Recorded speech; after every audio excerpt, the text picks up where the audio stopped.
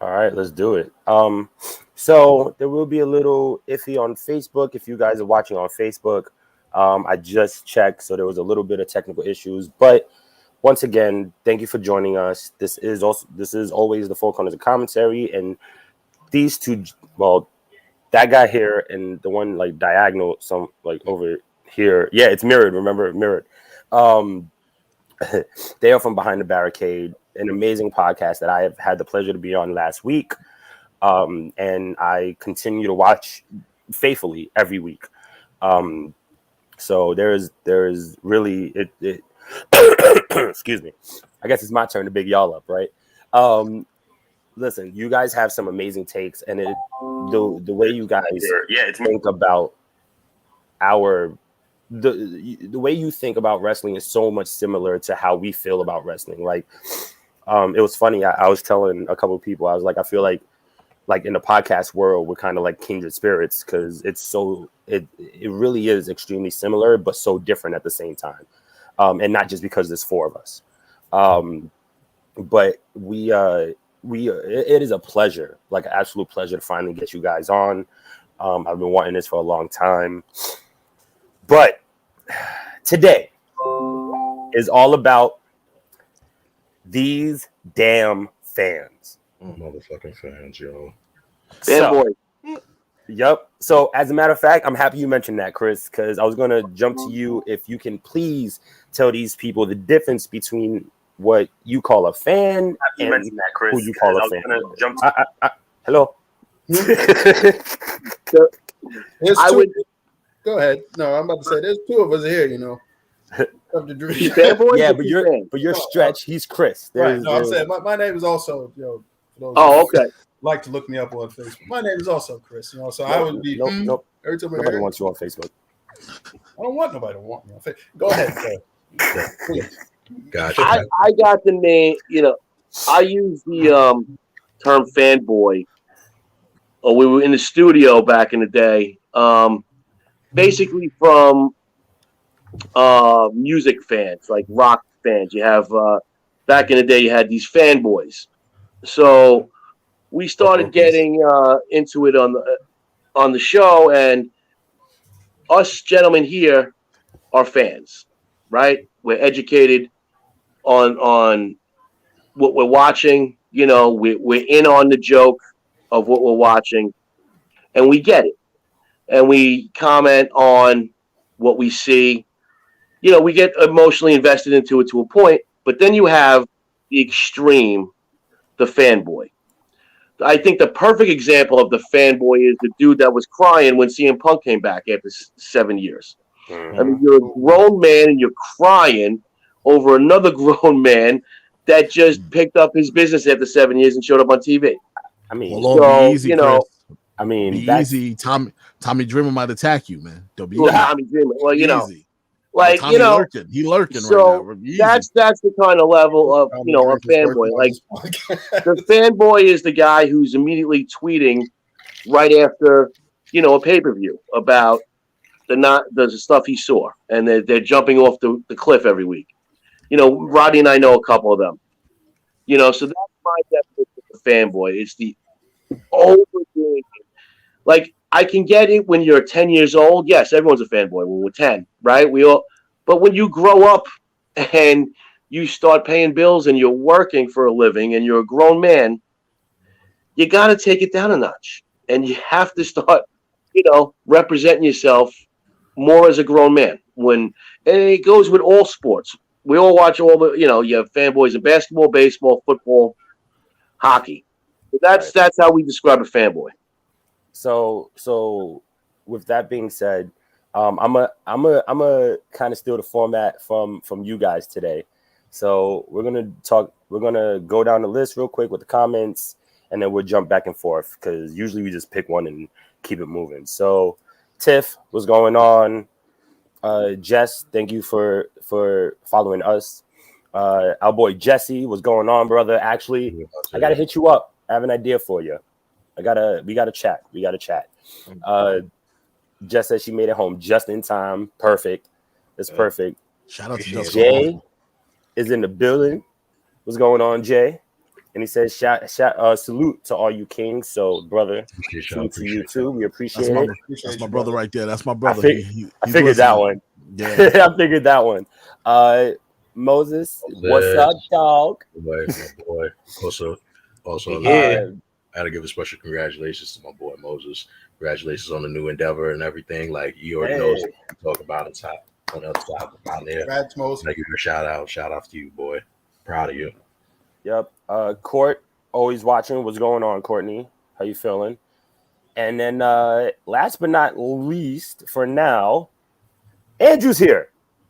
Hey, What's going Let's on, go. man? Let's go, Groove Squad up. Let's go, Andrew. Hey, let's What go. up, What's going on? Andrew? Andrew, thank you for letting me be on Hot Takes last week. I appreciate it, man. So we got to get you in here. We got to figure it out. We'll do something big. Also, let's get into this shit. So, fans and fanboys. Where to start? You know what? I got it. Let's start at this past Survivor Series. Oh yeah, I didn't even put it together. Damn. Okay. So, as many people know, the four of us were there. QS was working the event, which we knew. And a lot of things happened. We don't have to get into the guy who jumped Rollins. I feel like we've spoken about that many a times, and it's a dead horse at this point. But that women's Survivor Series match, fans doing the wave, which I've seen before. Fans chanting for Byron Saxton, even though, with all due respect to him, because he deserves the chance, he's been busting his ass for many years. That is not the time to do. The AEW chants, the CM Punk chants, just stop. Like, it just doesn't make any sense at this point. You're being ridiculous. I understand wanting to be part of the show. That is the whole premise of being a fan and going to a show. You paid your hard-earned money to say what you want to say. That's fine. Right. But there should be, and key word is should, be a level of respect. Because as I said on Behind the Barricade, these people are busting their asses, and we've seen so many freak accidents in wrestling across every brand that for you guys for not you guys, but for people to come and say the things or do the things that y'all do is fucking ridiculous. You have to appreciate the brand, and people don't. Not even the brand. You have to appreciate what they're doing. They're entertaining us. You know. I digress, gentlemen. The floor is yours. One of the things that I wanted to bring up primarily about fans and these are just my observations. You know, I'm not going to tell anybody because we do get emotionally invested, and I understand. Like, you know, for example, if the New York Knicks were to win a championship, you know, later on down the line, I will be the first person at that parade, probably like, you know, screaming my freaking head off. So I'm not telling anybody. Stretch, you're gonna be in the camera going bing bong. That's gonna be you. You're gonna find a way. You're gonna find a way to get on the float. That's what's gonna happen. I will help build the float. With that said, you know, I don't want this to get misconstrued that we're telling anybody how to act like a fan or how to be a fan. True. You know, that's the one thing I want anybody to take away from this podcast. And we can't tell anybody to do that. But the tribalism that you'll see online, as far as tribalism and gatekeeping, as far as what makes a real wrestling fan and what brand you have to support or whatever have you. Like, I know I get personally tired of having to vet like what I'm a fan of as far as like professional wrestling is concerned in comparison to what somebody's ideal form of professional wrestling is. I'm like, I watch whatever wrestling I can get my hands on. I don't give a damn if I'm watching Univision and I can see AAA and I don't understand a single word that's being said in the broadcast. I used to do that as a kid. You know, I will watch wrestling as long as it's wrestling of some sort. I don't care if it's NXT. I don't care if it's WWE main roster, AEW, New Japan, MLW, Impact. If I have the time to watch it and I find it interesting or whatever have you, I'm going to watch it. But what I'm not going to do is judge the individual who chooses to partake in some type of, you know, particular brand or whatever have you, and say that they are less of a wrestling fan than yours truly or something like that. You know, because they have a specific preference or taste in what they're watching.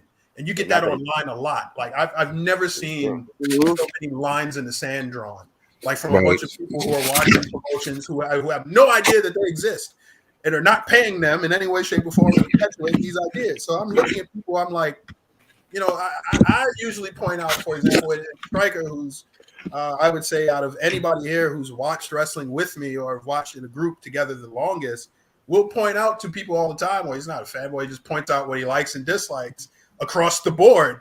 And it's like, oh, you're a WWE fanboy, or you're an AEW fanboy, or whatever have you. It's like, what do you mean? Hold on. Because, you know, I ain't gonna lie, because sometimes he be toting the line. Sometimes he totes the line. Yeah, he totes the line sometimes.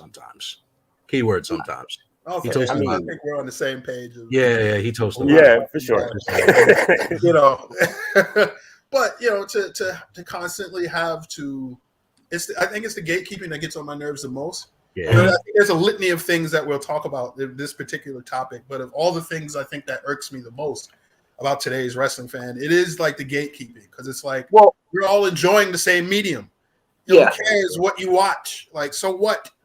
I think an example of that would be when CM Punk did debut, and all the WWE fans went wild. Meanwhile, like all negative.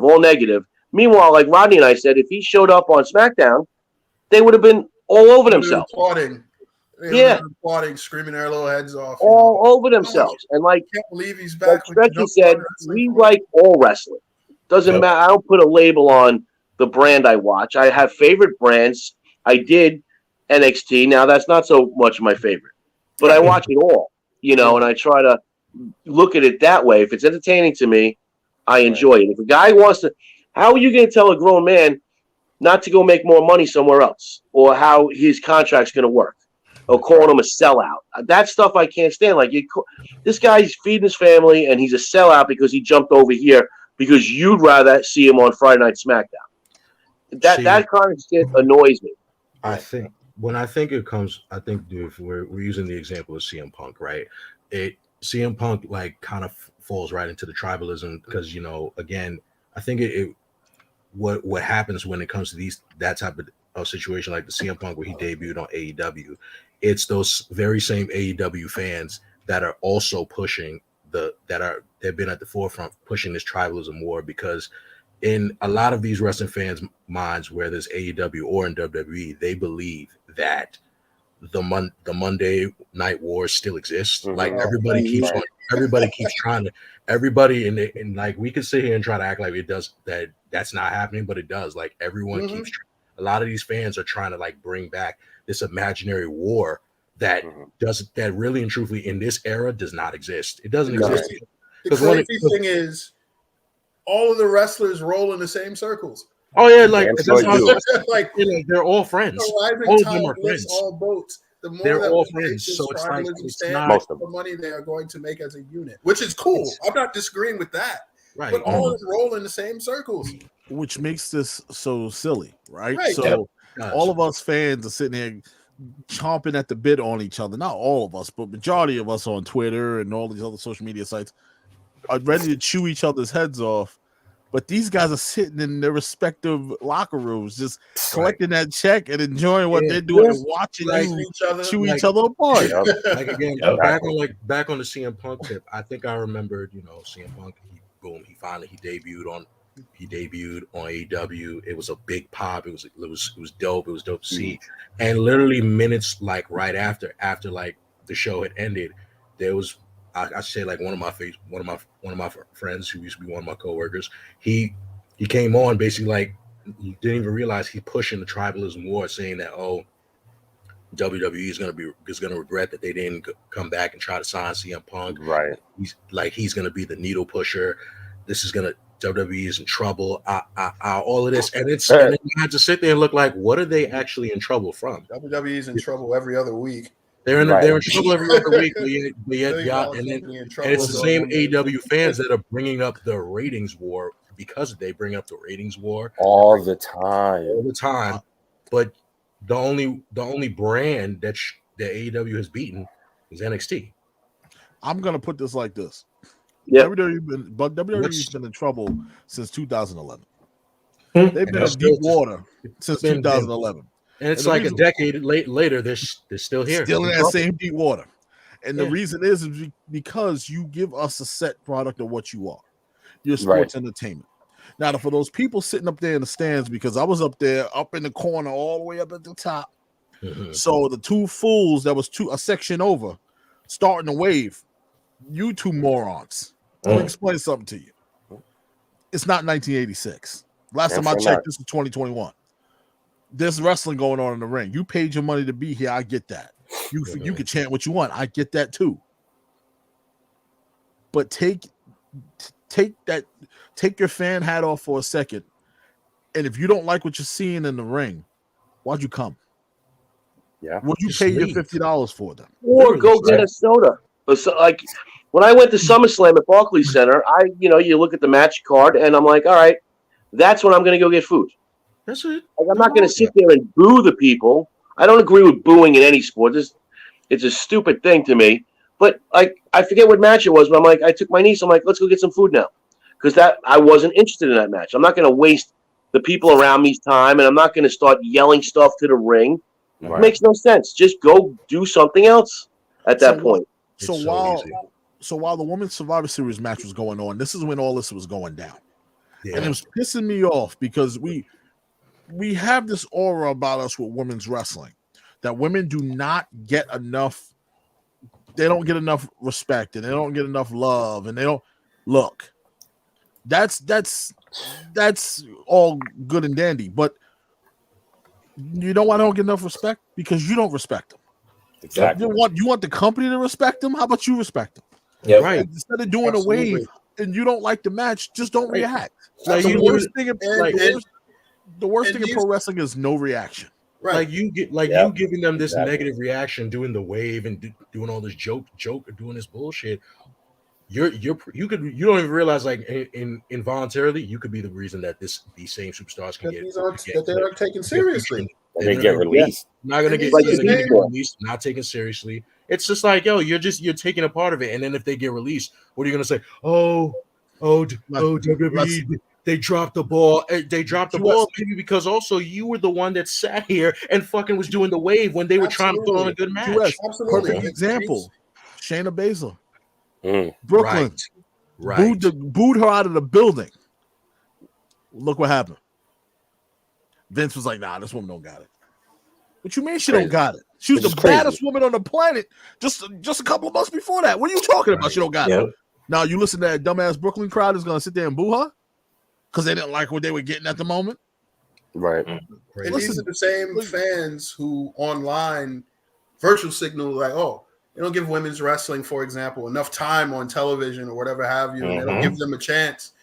The Survivor Series, I looked up the times for those matches during the Survivor Series. Did you know that women's match was like 22 minutes and 16 seconds? For at least 10 of those minutes, the fans decided to chant and do the wave and stuff like that. How interested are you really in these talents, or are you interested in the moment because you don't like what's being presented to you? There's a complete difference between the two. Like I don't mind saying that I think it's a disservice to those women who went out there and bust their ass and had a pretty good match, and they showcased a lot of talents that didn't get the shine often. Like, you want to complain about, how things are presented and stuff like that. That's subjective. That's fine. Right. We can argue about the creative standings until that's fine. But don't sit here and tell me like, oh, we don't give women's wrestling a chance online and whatnot. And you're sitting there not giving women's wrestling a chance when you're seeing it live. You're sitting there doing the wave and trying to make the show about you as the fan and what you're chanting and stuff like that, hoping to get featured or whatever have you, or whatever reason, instead of watching the performers and applauding what they do and being thankful for at least one fleeting moment that the WWE is giving time to a lot of diverse women talent. Right. Before we keep going, let's jump into the comments real quick. Haha, doesn't that sound familiar?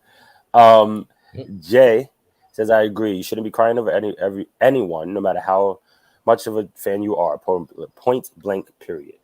Unless you're 10, you shouldn't. My man was up there. Listen, man, if you did a nice, make a wish moment and they show it on ESPN, sure. That's different. Absolutely. But them just them now finally showing up to work. Yeah. That's not doing it. No. Moses said, "I appreciate that, King." Nice So, peek of on course, that was- bicep, man. Can't stand you. He was like, Jesse was like, facts. That's my bro. That was from Andrew. He was like, thank you for being on the show. I appreciate it. Once again, I appreciate you, man. That was cool. Jesse said, disrespectful all the way up that night. Didn't like it. We were right. We were right behind you, brother. Absolutely. We know. Andrew said, Rodney knows how pissed off I was about the wave during that match. Yeah, it was really I was livid. I started chanting, sit the fuck down. Bro, Excuse my language. not Can we, even the can we wave. curse on here? Oh, yeah. yeah. curse on it. Then That's it okay. was to a point, motherfuckers was out here chanting CM Punk. Yeah, they was Yeah, just it- like, it yo, was what They the snuffed hell that is out pretty I'm quick. literally don't there even- at work it's like, not even niggas, relevant. y'all serious? The state they Let's snuffed go, out the CM Punk Knicks. stance pretty quickly. Kyrie I will say sucks. They started a Kyrie sucks chant Yeah. in the middle of a Survivor Series match. Shit, I was Right. so surprised that they watched basketball. I was like, oh wow, y'all, Wait, y'all keep speaking up with the current state of the Nets too. Shit. Right. Speaking about Knicks, Jesse said, you said Knicks. Yeah. Yeah, it's like the Knicks. All my players. That was I'm not even gonna go there. All right. Yo, what's up, Travis? What's going on? Thank you for watching, like always, brother. He Ready was to where I saying was that that's going. true about a lot of the points that we were making. Mhm. Andrew writes, because he switched over to YouTube. Wrestling fans should freaking be happy we have wrestling on every single day of the week. Instead of picking a damn side, watch wrestling now. No matter how bad or good is the product. Mhm. And like they said, if you don't want to support it, don't watch it. Don't watch it. Don't buy the merch. Don't buy tickets. Don't But you see encourage those people pay-per-views, to do it. But you see, K, to the rest, but K to these fans. Let me came throw on these this out fans. there to you guys. Go Let me ahead. throw it because Ronnie and I speak about this all the time. Right. As you're watching AEW now, don't you guys like you're picking out certain guys and saying to yourself, well, one day this guy's going to jump to WWE, right? And aren't you, like MJF? Like if Teases it, yeah. one day he's going to jump WWE, or one of those guys is going to jump, and that debut is going to be huge. Yeah. That's what I'm looking forward to. Like one of these stars that they're building over here is eventually his contract's going to come up and he's going to show up on another show. Yep. That's how I watch it. You know, instead of hating on the guy, oh, he's going to WWE. I can't wait for some of these dudes to jump over. That's like when Chris Jericho jumped over from WCW back in the day. Big time. Big time That, moment. that was awesome. You know what I mean? And he was a mid-card talent, and they had that whole big promotion for him for months, and then he showed up. Instant Against The Rock of all people, like that, and he was for so long their biggest star. So for somebody to debut, it was the same thing with Goldberg. You know what I mean? Goldberg debuted spearing The Rock, and if there was anybody you're going to do it to, it would have been him. I think what gets lost in translation when people hear you say that, for example, that you look at the AEW roster and you wonder who might jump ship and who might do well in the WWE. People don't realize that the inverse can be said too. Yeah, very much so. Like I look at the WWE roster, like, and a perfect example is Ricochet.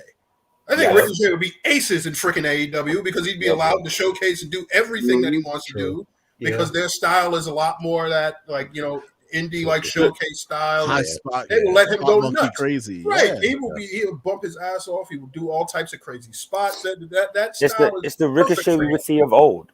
You know what I mean? It's perfect for him. But stretch to the flip side of what you're saying. I said, we have Wardlow, perfect WWE guy. Oh my God, he would be great. I told Striker that the other day. I would love to see him in WWE. I said Brian Cage was somebody that I would love to see in WWE. Brian Cage would be in WWE. Brian Cage is another guy I would love to see. I don't know. I don't know if Brian.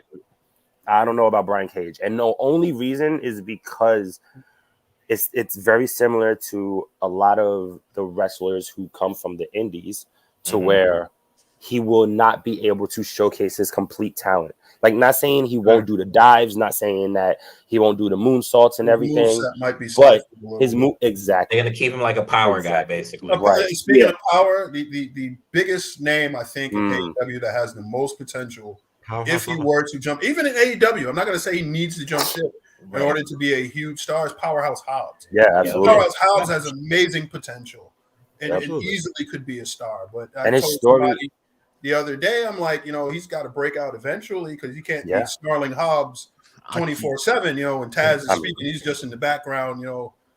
Can't do it. beefed up I and keep just saying making that a mean face. Oh, there you go. There it is. I keep saying that about Wardlow too. It's only a moment. It's only a matter of time before he breaks out. He's going to destroy MJF. Oh my God! Let him He would be loose. huge in the WWE. Let the man loose, man. Let me finish with these comments real quick. Jesse said, "I'm sorry, I told K Marvel, oh that's me, at SummerSlam, Survivor Series, excuse me, and Quiet Storm at work. I'm just not a fan of AEW. I just don't like the brand. Sorry if I offend you, brother. It's not about offending. It's about enjoying what you like. It's not anything like that." I have a question. Why don't you like it?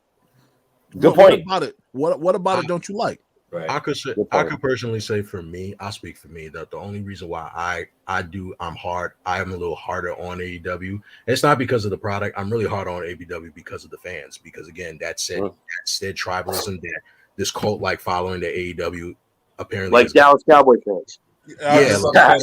Cowboy fans of professional wrestling. Yeah, like really are. Like, it's like I don't know how to take that. Not for nothing. No, I put AEW fans as almost on the same level as how much I have dislike for the Knicks fans. It's neck and neck at this point. It's very neck. All right, so Andrew look at said, it. There are opposite sides. It works. Thank God. Y'all are Knicks fans? Oh, my apologies. My no, condolences. us. You know we y'all. are. Yeah, us. well, nobody cares about y'all about being Knicks fans. We get over it. We do this every day. With a gold But all right, so Andrew said, we are so freaking fickle that we don't realize this, and we are. It's very true. Like, it's sad. It's just like, yo, why has it always been? Why is it even getting to this point where we're sitting here, we praise a product one week, and then the next minute we're literally tearing it down and destroying it. It's like you don't even give it time to manifest. You don't give it time to build. Give it time to grow. You just like, I don't like it no more. In the words of Funkmaster Flex, you don't give it the time to marinate, and that's really the truth. Like you got to sometimes you have to let the bad things happen so that the good things can come. Today, for an example, Jay said they're always in trouble. Speaking of WWE, but the brand is so massive and sustained over very many years that they're gonna always be relevant, which is very true. When you're a publicly traded company and you have as much investments and investors, and you're able to do all of these ads for the media and press runs all over, you'll always survive. And they're global. They're global conglomerate. It's not a business no more. It's a conglomerate. Trust and believe. When AEW gets to that level and they become a publicly traded company, they'll be doing the same thing. That's another thing. It's another thing about fans. I think that they don't necessarily understand the semantics of what business is. Oh no, of course not. Thank you. I can't wait. You have no idea how many don't know what comments is. you will see. Oh, the WWE's in real trouble now. I'm like, really? They just made are they right $250 million just by going to Saudi Arabia and still cutting people by saying, "Sorry, budget cuts, kid." Sorry, kid. Yeah, what they make. Good luck on your future endeavors, kid. They just got paid from Peacock. Have at it, but. As a business, they're not going anywhere for a long time. Had almost a multi-billion-dollar deal with Peacock. Oh, please, they're definitely in trouble already. And then 10 years through Saudi. Like, come on, man. Like, get out of here. Yes, the Saudi prince asking for Andre the Giant to show up. One Saudi show made more than every single WrestleMania revenue that they've ever had. That is insane. How are you supposed to say no to that? Just one. And still cutting people. And you mean to tell me you wouldn't want to keep on signing back and going back there for the next 10 years? Okay. Secondly, there's a lot of differences between I don't mean to make this an AEW versus WWE debate, but there's a lot of differences between the business pyramid and makeup between the two companies. WWE is a publicly traded company. They have Vince McMahon in particular, as the CEO of that company, has what's called a fiduciary responsibility to make sure his shareholders are happy. So he's not the only cook in the kitchen when it comes to creative. He has to account why people are getting paid and what they're doing with the long-term prospects of contracts and stuff. They have how many wrestlers under contract? 200. You have to explain why you're paying that many people on your staff, even if you aren't using all of them. You know, Right. and that's a primary reason why I think NXT 2.0 now exists, because they've had all this talent in the performance center languishing and not doing anything. They have to get them on TV somehow. So it's like, I'm not agreeing with the people they cut. Now, you want to argue all that stuff. That's, again, subjective. I'm just explaining why they're doing it. Yeah, I can explain to you, for example, why, you know, World War II happened and what happened in Germany. That doesn't mean I agree with it. You know, that gets lost in translation. You know, hold on. Hey, Rod, real quick, before you say your point, I just want to get through the comment. Let's just get through because there's a ton. Courtney said, be positive and be happy, which is very true, but there's so much negativity in the world that's very difficult to lead with also. Jessica Hoffman said, it's just as bad when they toss that damn beach ball around. Was so terrible. Which is why when Cesaro grabbed it and ripped it up, yeah, that was awesome. One of the best moments in wrestling history. I don't care what anybody says. I'm glad they stopped that shit. Travis said, I hate that beach ball, man. Yeah. Andrew says, the fact that Liv Morgan and Toni Storm were in that match when they were supposed to be in a major feud with Becky and Charlotte after SummerSlam. And that's the disrespect that they got. Yeah, same thing with Shotzi. Yeah. Has she even been on SmackDown? She hasn't been on in a week or so, actually. I think since Survivor Series, I haven't seen her. Actually. So then it's fucking ridiculous because they were supposed to be repackaging her, so we'll see. Really? Oh, no. Yeah. Oh, God. Yeah. He says yes unless you're 10. That was the cue as a statement. That's crazy. Jay also said, I feel that certain talents are tailor-made for certain companies, which is very true. Rightfully so. And WWE has been known for that for so long. So should I say this all the time? I say that Omos is literally, he's perfect as a WWE guy. He's perfect for them. They hate gold when they got Omos. Of course, he has much to learn, but he's under the tutelage of AJ Styles. He's good. He's going to be good regardless. He's good. Yeah. And for him, and it's so funny because somebody like AJ Styles, who, in my opinion, is probably one of the top 5 workers in the history of the business. Yep. For him to show Omos, who is 7 feet, who knows how many pounds, because AJ has worked with so many big men, Kevin Nash, Tomko. Say that. God, I mean, honestly, I can go on and on. The fact of the matter. It's the same dynamic they had with Michaels and Diesel way back then. Yes, very much. They're trying to get this big dude over, you know, and I understand. I honestly, I think a lot of people hate on him because he's freaking big, but, you know, he doesn't have to perform 30 variations of a suplex to make it look like he's killing someone. Why do I need, if I'm that big, why do I need to put you a headlock when I can just punch you in the face? Right, exactly. It doesn't work for him. Like, I don't want to see him chain wrestle. It doesn't look right if he's chain wrestling somebody like Ricochet, when he could just grab him by the neck and throw him around. Throw him. Yeah. Right. Let's see. Taylor Company. Courtney said, I just came to support my friends. We appreciate you. You already know that. Jay said, Stretch, you are on the money. Is just that simple. That's probably about everything you've been saying. Do what I can. Our brother Jesse had to run, so we'll holler at you, bro. Always. Later, bro. Love, Jesse. Thank you. Jay brings up a good point. I hate a lot of what WWE has done recently, but I get it. They run their brand a certain way because it's always worked. Right. They can literally do anything. If it's not broke, why fix it? If it's not broke, don't fix it. Why would you? They're making more money than they've ever made before. Why the hell would I change? I wish I had their business formula. If I was having running a company and I had the same business formula that WWE had, I would never give a shit. I could run 10 terrible shows a year and still make double the money on top of whatever. So what if y'all as the fans don't like how I run my business and y'all gonna go on social media and call me the devil? Okay, right? You're still coming to the shows. You're still showing up. Right? I'm the devil. Great. Rod, still showing up. Rod, your point. I'm sorry about that. No. The point I was gonna make is, I'm sorry, I got sidetracked. I'm pretty sure MSK and Matt Riddle has smoked the blunt before because what I just saw. Okay, bro. Yeah, they just popped. What I just saw was. They did. He was the shaman. That silhouette that they kept seeing was Matt Riddle. They sat That's down, amazing. had like a little prayer circle with candles. And Oh my god! All right. the only thing was missing was weed. Anyway, what I was gonna say is, Or Chris maybe makes it's a not. huge point about publicly traded companies and what Vince McMahon's role is as a captain of that publicly traded company. Tony Khan doesn't have to answer to a board of directors. Tony Khan doesn't. He has to answer to a network. But if people don't really do their homework as fans, right? So we're talking about fans tonight. The fans don't do the homework. I go on my show all the time and tell fans, listen to this podcast, listen to that podcast.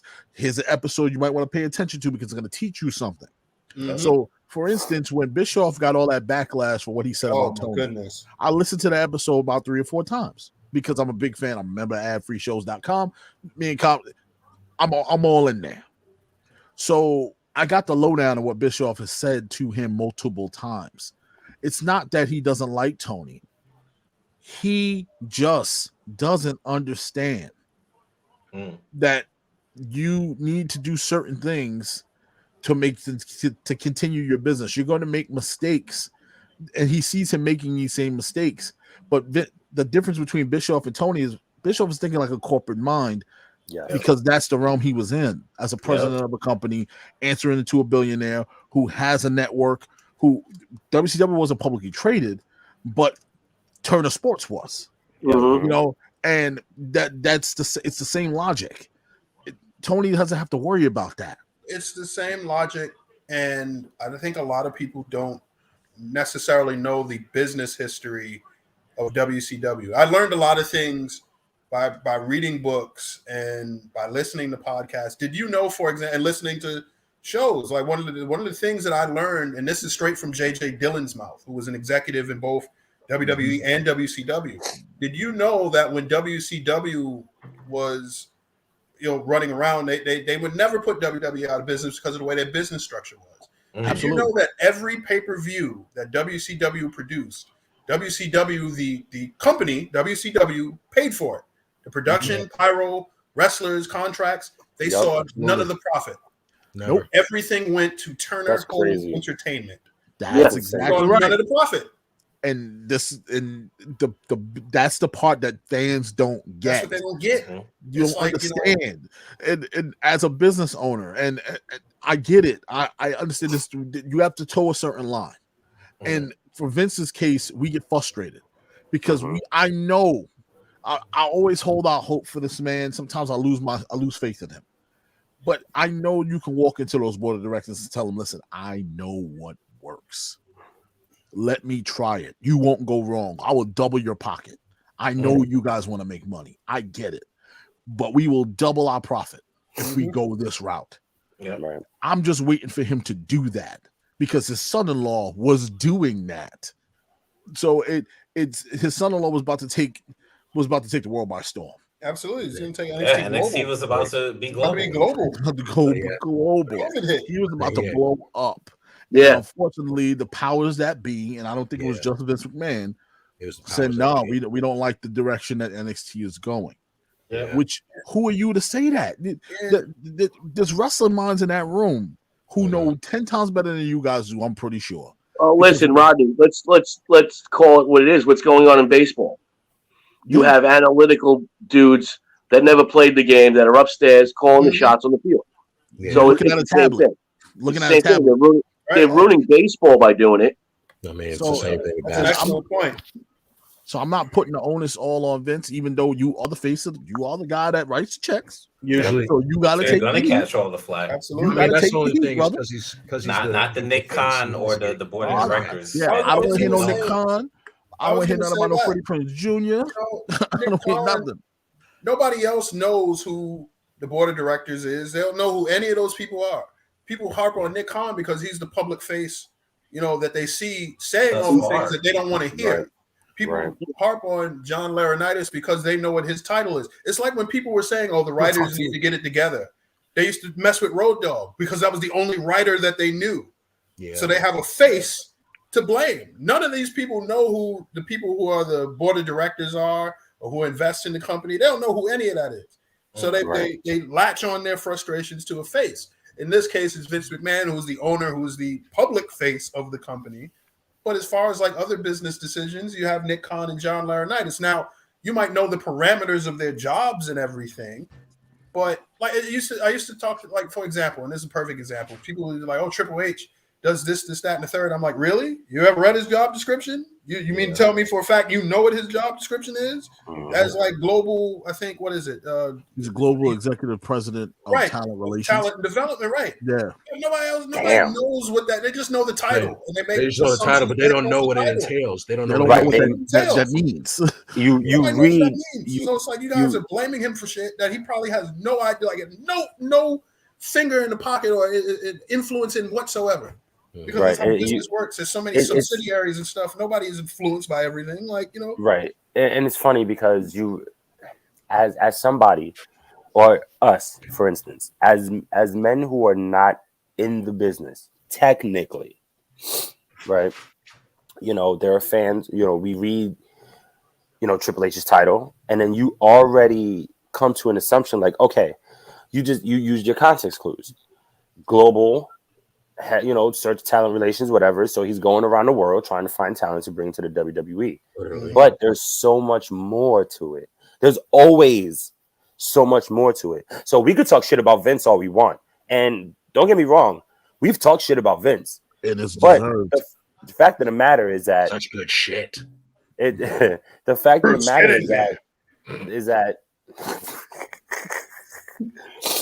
the fact of the matter is that we don't know. We really don't know. And once again, as fans, it's ridiculous. Well, what about this one, Rodney? It's the fanboy saying, when in reference to AEW, oh, they lied to us. They're doing what they said they wouldn't. Oh, I love that. What? I love that. Building a brand, building a business. What is it that they're doing that they said they weren't going to do? Tony Khan went out there and did what every politician does to y'all before y'all go out there and vote. Yeah. Look, he sold the dream. He sold you. Okay, he sold you. Yeah. And you're such a fan. You bought in. You bought in. Now you're upset. This man can do. He sold you a bill of goods. Now, I'm not saying with Tony Khan that they haven't had aspects of what he said they're going to do, like the whole sports-based presentation thing. There are certain aspects to it. Like I see the like road to insert pay-per-view here and stuff like that. It reminds me a lot of like those old HBO like boxing 24/7s that they used to do. Yeah. It's really well produced, and you really get a feel for the story of the match and the talents and stuff. But on the same card, you have something like a Mimosa Meltdown match where a guy loses if he gets thrown into a vat of champagne and orange juice. Yeah. Don't freaking tell me that they're not gimmicky in some way, shape, or form. Exactly. It's supposed to be gimmicky. Like before we get to the comments, I have a counterpart on that. That's the AEW side, WWE side. Yeah. What about Survivor Series? Oh, they did the whole tribute show for The Rock, but The Rock didn't even show up. What's the point of that? What's the point? The Rock is busy, bro. Yeah, man. The Rock is making money. He is one of the He was never advertised. He was never advertised. He never hinted that he was going to be there. Yeah, and he's one of the biggest actors. Not one of the biggest. He's not the biggest actor. He's the highest paid actor. Period. Like, you don't got time for no right now. But every time you should be even happy that he gave you an egg. Not only that, from his production company. Not only that, from anybody else's production company. Again, from his production company. It's a little bit like, to me, it's like virtue signaling, because these are the same fans that would have said, had they not said anything about The Rock, how could you miss the opportunity of not mentioning The Rock on his anniversary? Like, but yet you can't win. They went for losing, bro. They did all of the vignettes, all of the memories. You know, they had, like, don't get me wrong, the whole pizza pie thing might have been a little silly, like it's gimmicky, but it makes sense. The product placement, baby. Product placement. We gotta get this check. We gotta cut that check from Pizza Hut. Ain't no difference from when AEW had that Cracker Barrel brawl with Darby Allin did a coffin drop with a literal Cracker Barrel. So don't freaking complain about product placement and whatnot. It's not like it's not uncommon. Everybody does it. Right. But I just don't. That line kills me. They said they did what they said they weren't going to do. Well, what was that? Make money? get a TV network. I mean, mad at it. I'm not supposed to sign Daniel Bryan. I'm not supposed to sign Adam Cole. I'm going to tell them, no, we don't need you. I mean, come on.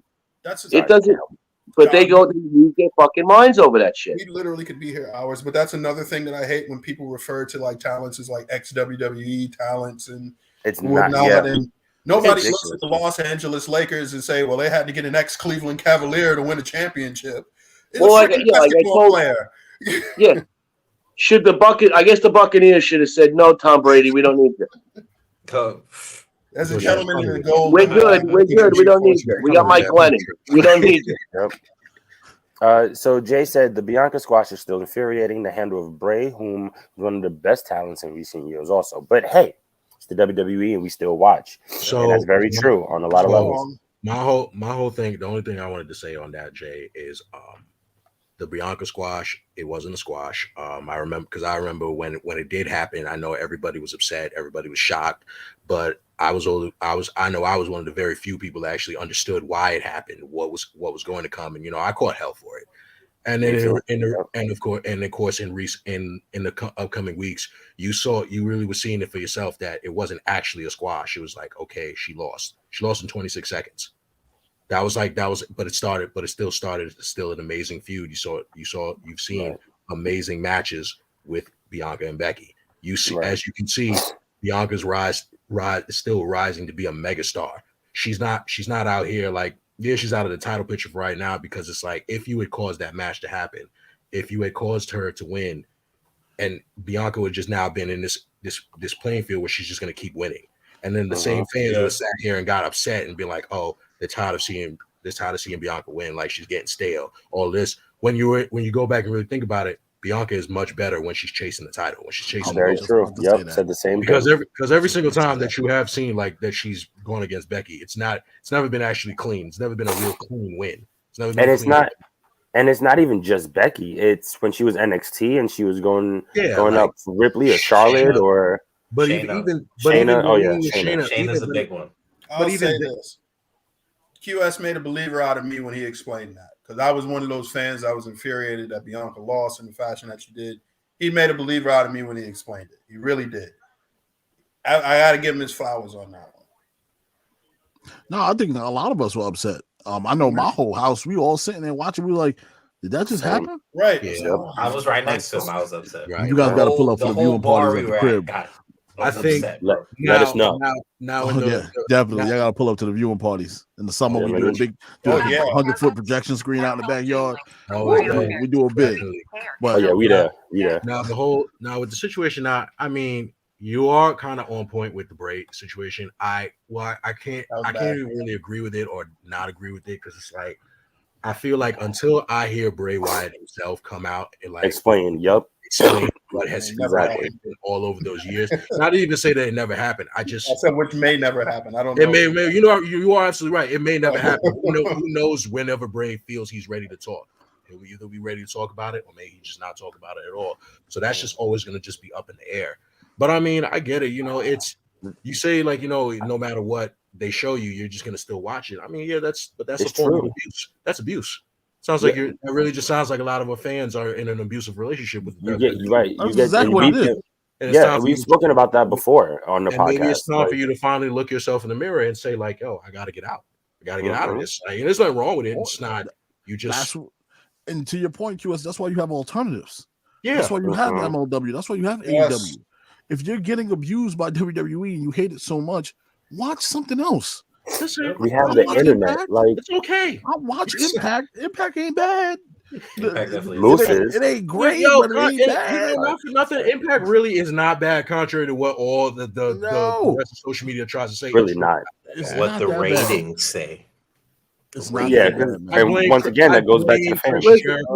We've all watched Backyard Wrestling, right? Mm-hmm. Right. Because it's entertaining. Yeah. Right. There's always something you can find. Yep. Let's see.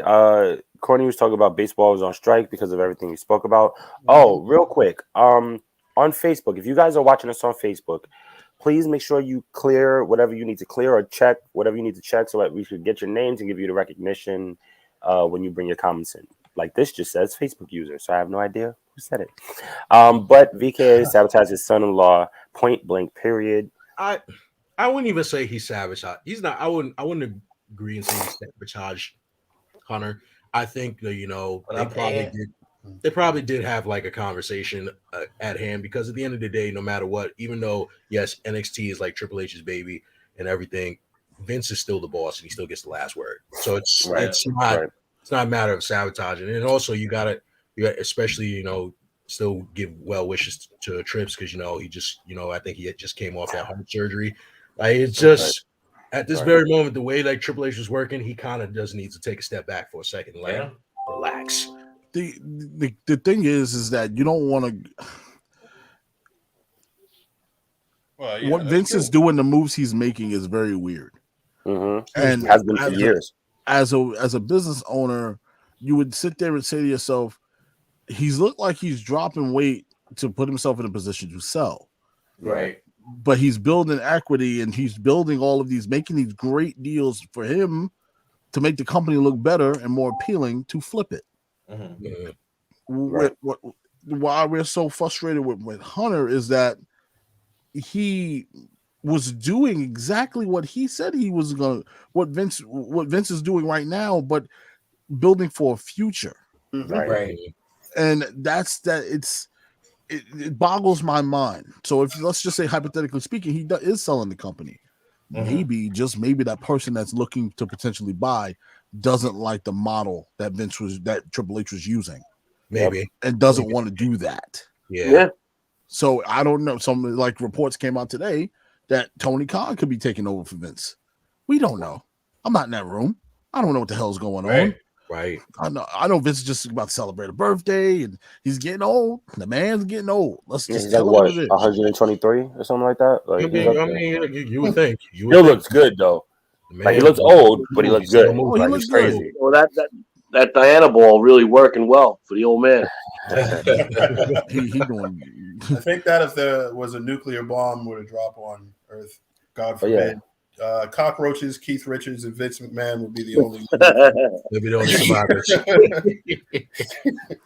And Carrot Top. Don't forget Carrot Top. Oh yeah, Nick Nolte as well. Rescue. I was like, oh my god. I just recommend Vince McMahon, if you happen to see this, please do not sell a company to Disney. I pray. I pray. Joking. Please don't sell it to Disney. Don't do that. I mean, it would be a good bag, though. It would be a good bag. It's a huge bag. And I'm in support of people getting their bag, but as a fan of pro wrestling, Disney money, well, let's not go out like that. We had a PG era already. We don't need that. We don't need it back. It'd be a super PG era. It would be it'll be rated G. Mickey Mouse. Be rated G. Chairs. Bro, so like we all Winnie the know. Pooh. Yeah, like we all know AAA does their stuff with Marvel. It's going to be like Mickey Mouse teaming up with Thanos versus. It's going to be Kingdom Hearts. That's exactly what it's going to be. Wild. It's going to be the wrestling equivalent of Damian Priest versus Woody for the United States. Sponsored by Conor Spear. And Damian Priest wins the match by saying, "Andy's here." Oh, that's hilarious! And he drops. Woody. That's amazing. Andy's coming. Courtney said The Rock is not coming back to the ring, but we don't know that. Yet. We don't know that. Travis said he might come back for his last match, but who could be mad at The Rock for getting money? Get money. Get your money. No, that's the only way I saw that. Yo. It was No, that's exactly how he said it. all right. That's The Rock really, like, as soon as he really shot off in movies. And don't get me wrong, he's had a couple of bangers. He had the Scorpion King. He had a couple. Tooth Fairy. He's had a Bruce. We don't want to talk about it. We don't want to talk about Tooth Fairy. We don't want to talk. Tooth Fairy was dope. Look, the game plan was actually not a bad movie. It was all right. Okay, it was all right. The game plan was all right. And then I'm talking about the Tooth Fairy. Tooth Fairy was not. Then Tooth Fairy was Hobbs for a good period of time. When he was Hobbs and he was in the Fast franchise, that's really what was bringing his resume even up. Word on the street is Vin Diesel reached out. They wanted how to bring him back. Yeah, it's true. It's He's true. been talking about it for a while. He said it publicly. they looked at the numbers of that last movie. It was like, ooh, we need to call back. Dwayne. Dwayne.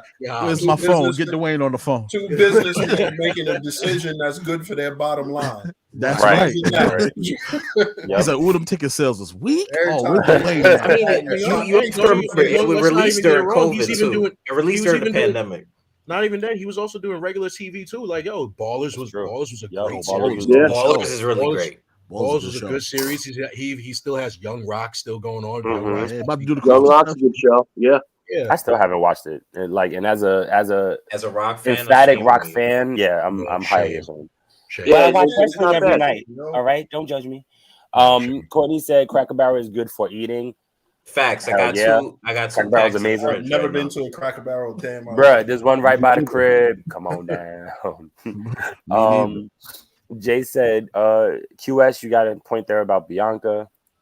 And that's my only issue with Bray. He's never really addressed anything. But at the same time, Jay, respectfully, he doesn't owe us shit.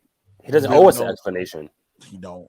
To be completely honest with you, I think that's how I feel about it. And I think that's another thing that we have to give, that fans need to really chill on and stop trying to get an explanation. We have to stop explanations from these. They don't owe us shit because they don't owe us shit. Like, believe it or not, when you keep badgering them with questions on Twitter, especially, y'all don't realize they're seeing it. They see. I got something to bring up about Twitter, and I'm highly upset. Like, these hiding it right now. Like, these wrestlers really see everything on Twitter and especially Instagram, and they see the comments. And unfortunately, the majority, the negative, really do outweigh the positive. So when you're sitting here trying to get something like, oh, they ruined you. Oh, you suck or anything, like, oh, why did you leave? Why did they let you go? Like, what's going on? Tell us.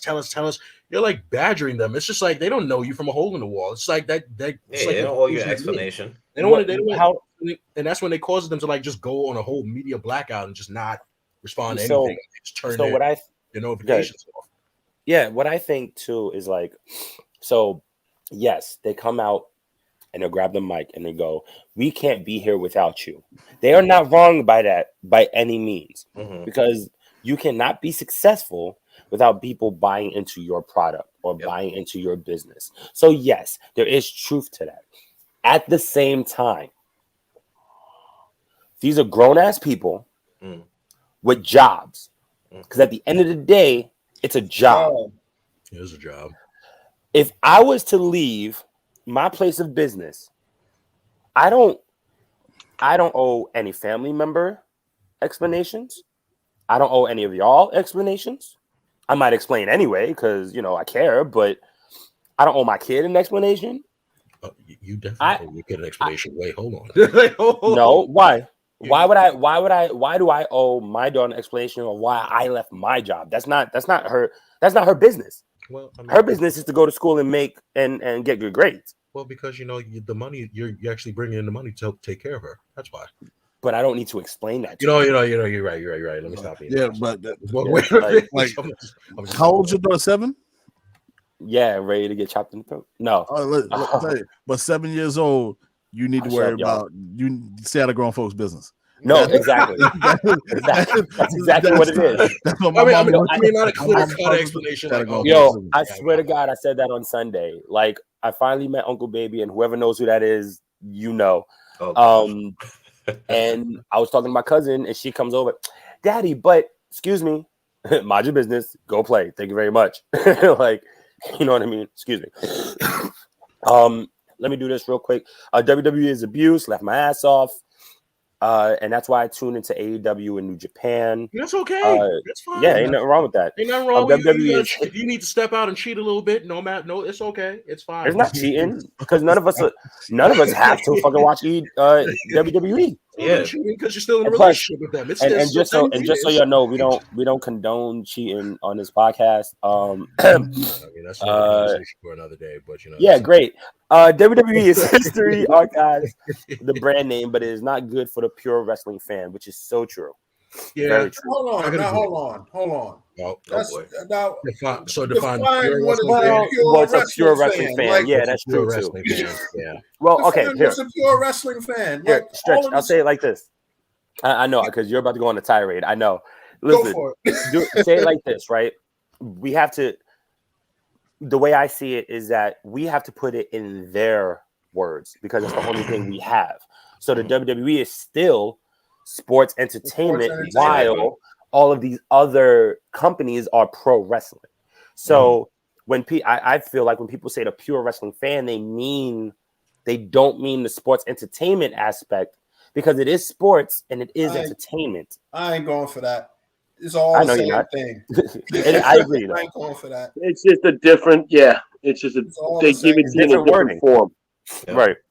Like to me, it's like saying like, oh, the pure wrestling fan is the one that believes that Malachi Black actually spat something that's in his freaking guts in the freaking Pac's face and blinded him. Is that like I believe that about pure wrestling fan? Or the fact that his eye is really still messed up. Or the Undertaker. That's just great storytelling. Let's call it what it is. That's like the mortician. That's like the Grim Reaper and whatnot. Like, is that when the pure like wrestling Mordecai fan kicks in? is, Let me tell you something. I was 4 years old when I saw Yokozuna stuff the Undertaker in a casket with 10 other people, and he ascended to freaking heaven. And I bought it. Like, or somewhere. 4 years old. Like, are you kidding me? But he did. It was real. He did. A 4-year-old that buys that. I think it was 8 years old when I watched Big Boss Man get lynched in the middle of the Right. night. No, hold on. Wait. Yes, it was. No, we had to be. Then that means we're all very close in age. We have to be a very 7, 8, or something like that. When we mentioned this, when Boss Man took Big Show's dad. That was at WrestleMania. Oh my, the casket, and he was driving around the funeral. Oh my god! Yeah, amazing. he was dragging. He was dragging Paul White's dad. Yeah. And the best thing, and I feel like I mentioned this before. The best thing about that story is that nobody else who was there to see their loved ones knew about it. So they were over there freaking out, like, "Oh my god, what's happening?" This is Big Boss and watching him roll off. That's heel work of his career. He's talking to his mother. Your son's a big nasty bastard. He cooked Al Snow's dog. Great. Yes, He did kill Al Snow's dog. He's a wild boy. Boss Man was a wild boy, yo. He was out here. He got a couple bodies on him, yo. God rest his soul, but fellas, still here. Before I have to cut out, okay. I got to cut out a little quick, unfortunately. No worries. I just wanted to thank you all for having me. It's been a blast. Absolutely. I hope I can do this again sometime, and you guys definitely jump on with us. Absolutely. I just want to make a final statement about the fanboys with their chance. Not everyone is awesome, okay? Right. Not everyone deserves it, right? Okay, and certainly not everyone still got it. At the top of the list on that one. Yeah. I don't even know how you could say you still got it if it's 2 minutes into the match. Yeah. Seriously. Come up with some new shit, please. Please. You know, I'm sorry. I'm gonna throw this out to my buddy Rodney. You know, Dana Brooke versus Nikki Ash is not awesome. It's not awesome. I'm sorry, bro. I'm sorry. Wait, not awesome. Dana Brooke. I'm sorry. Anybody is horrible. You're lucky you're not under the BTB umbrella because you know that's corporate rule. I had to throw it out there. The Dana Brooke. It's just not awesome. That's uncalled. You lucky. I mean, Rod. Listen, man. I feel like the three of us have gained a mutual respect and admiration and true, genuine brotherly love for each other. At the same time, why, bro? Why? Like, and you don't have to explain it on here. They could just watch the episode on Thursday. Just watch the episode. I will explain on Thursday why me and Dana Brooke got this bomb. I'll explain. I'm going to come clean finally after 4 years. He's probably going to come clean. This goes back to when Dana Brooke was crunching the numbers. All right. But again, my friend, not awesome. Not awesome. But you guys are awesome. Thank you for having me. Thank you for that. I definitely want to come back. It was a blast. Chris, we'll figure it out. I'm trying to do something. I got something in the works I'm thinking about. So I'll make sure to let y'all know. All right, absolutely. Chris, all right, boys. Peace. Have a good night. Thank you. Later, bro. Oh man. So here, let's get these comments out the way real quick. Jessica said, "Oh God, if he, as in The Rock, if he did come back, pretty much Roman would be a princess." I don't know about all that. You must always. That's really like.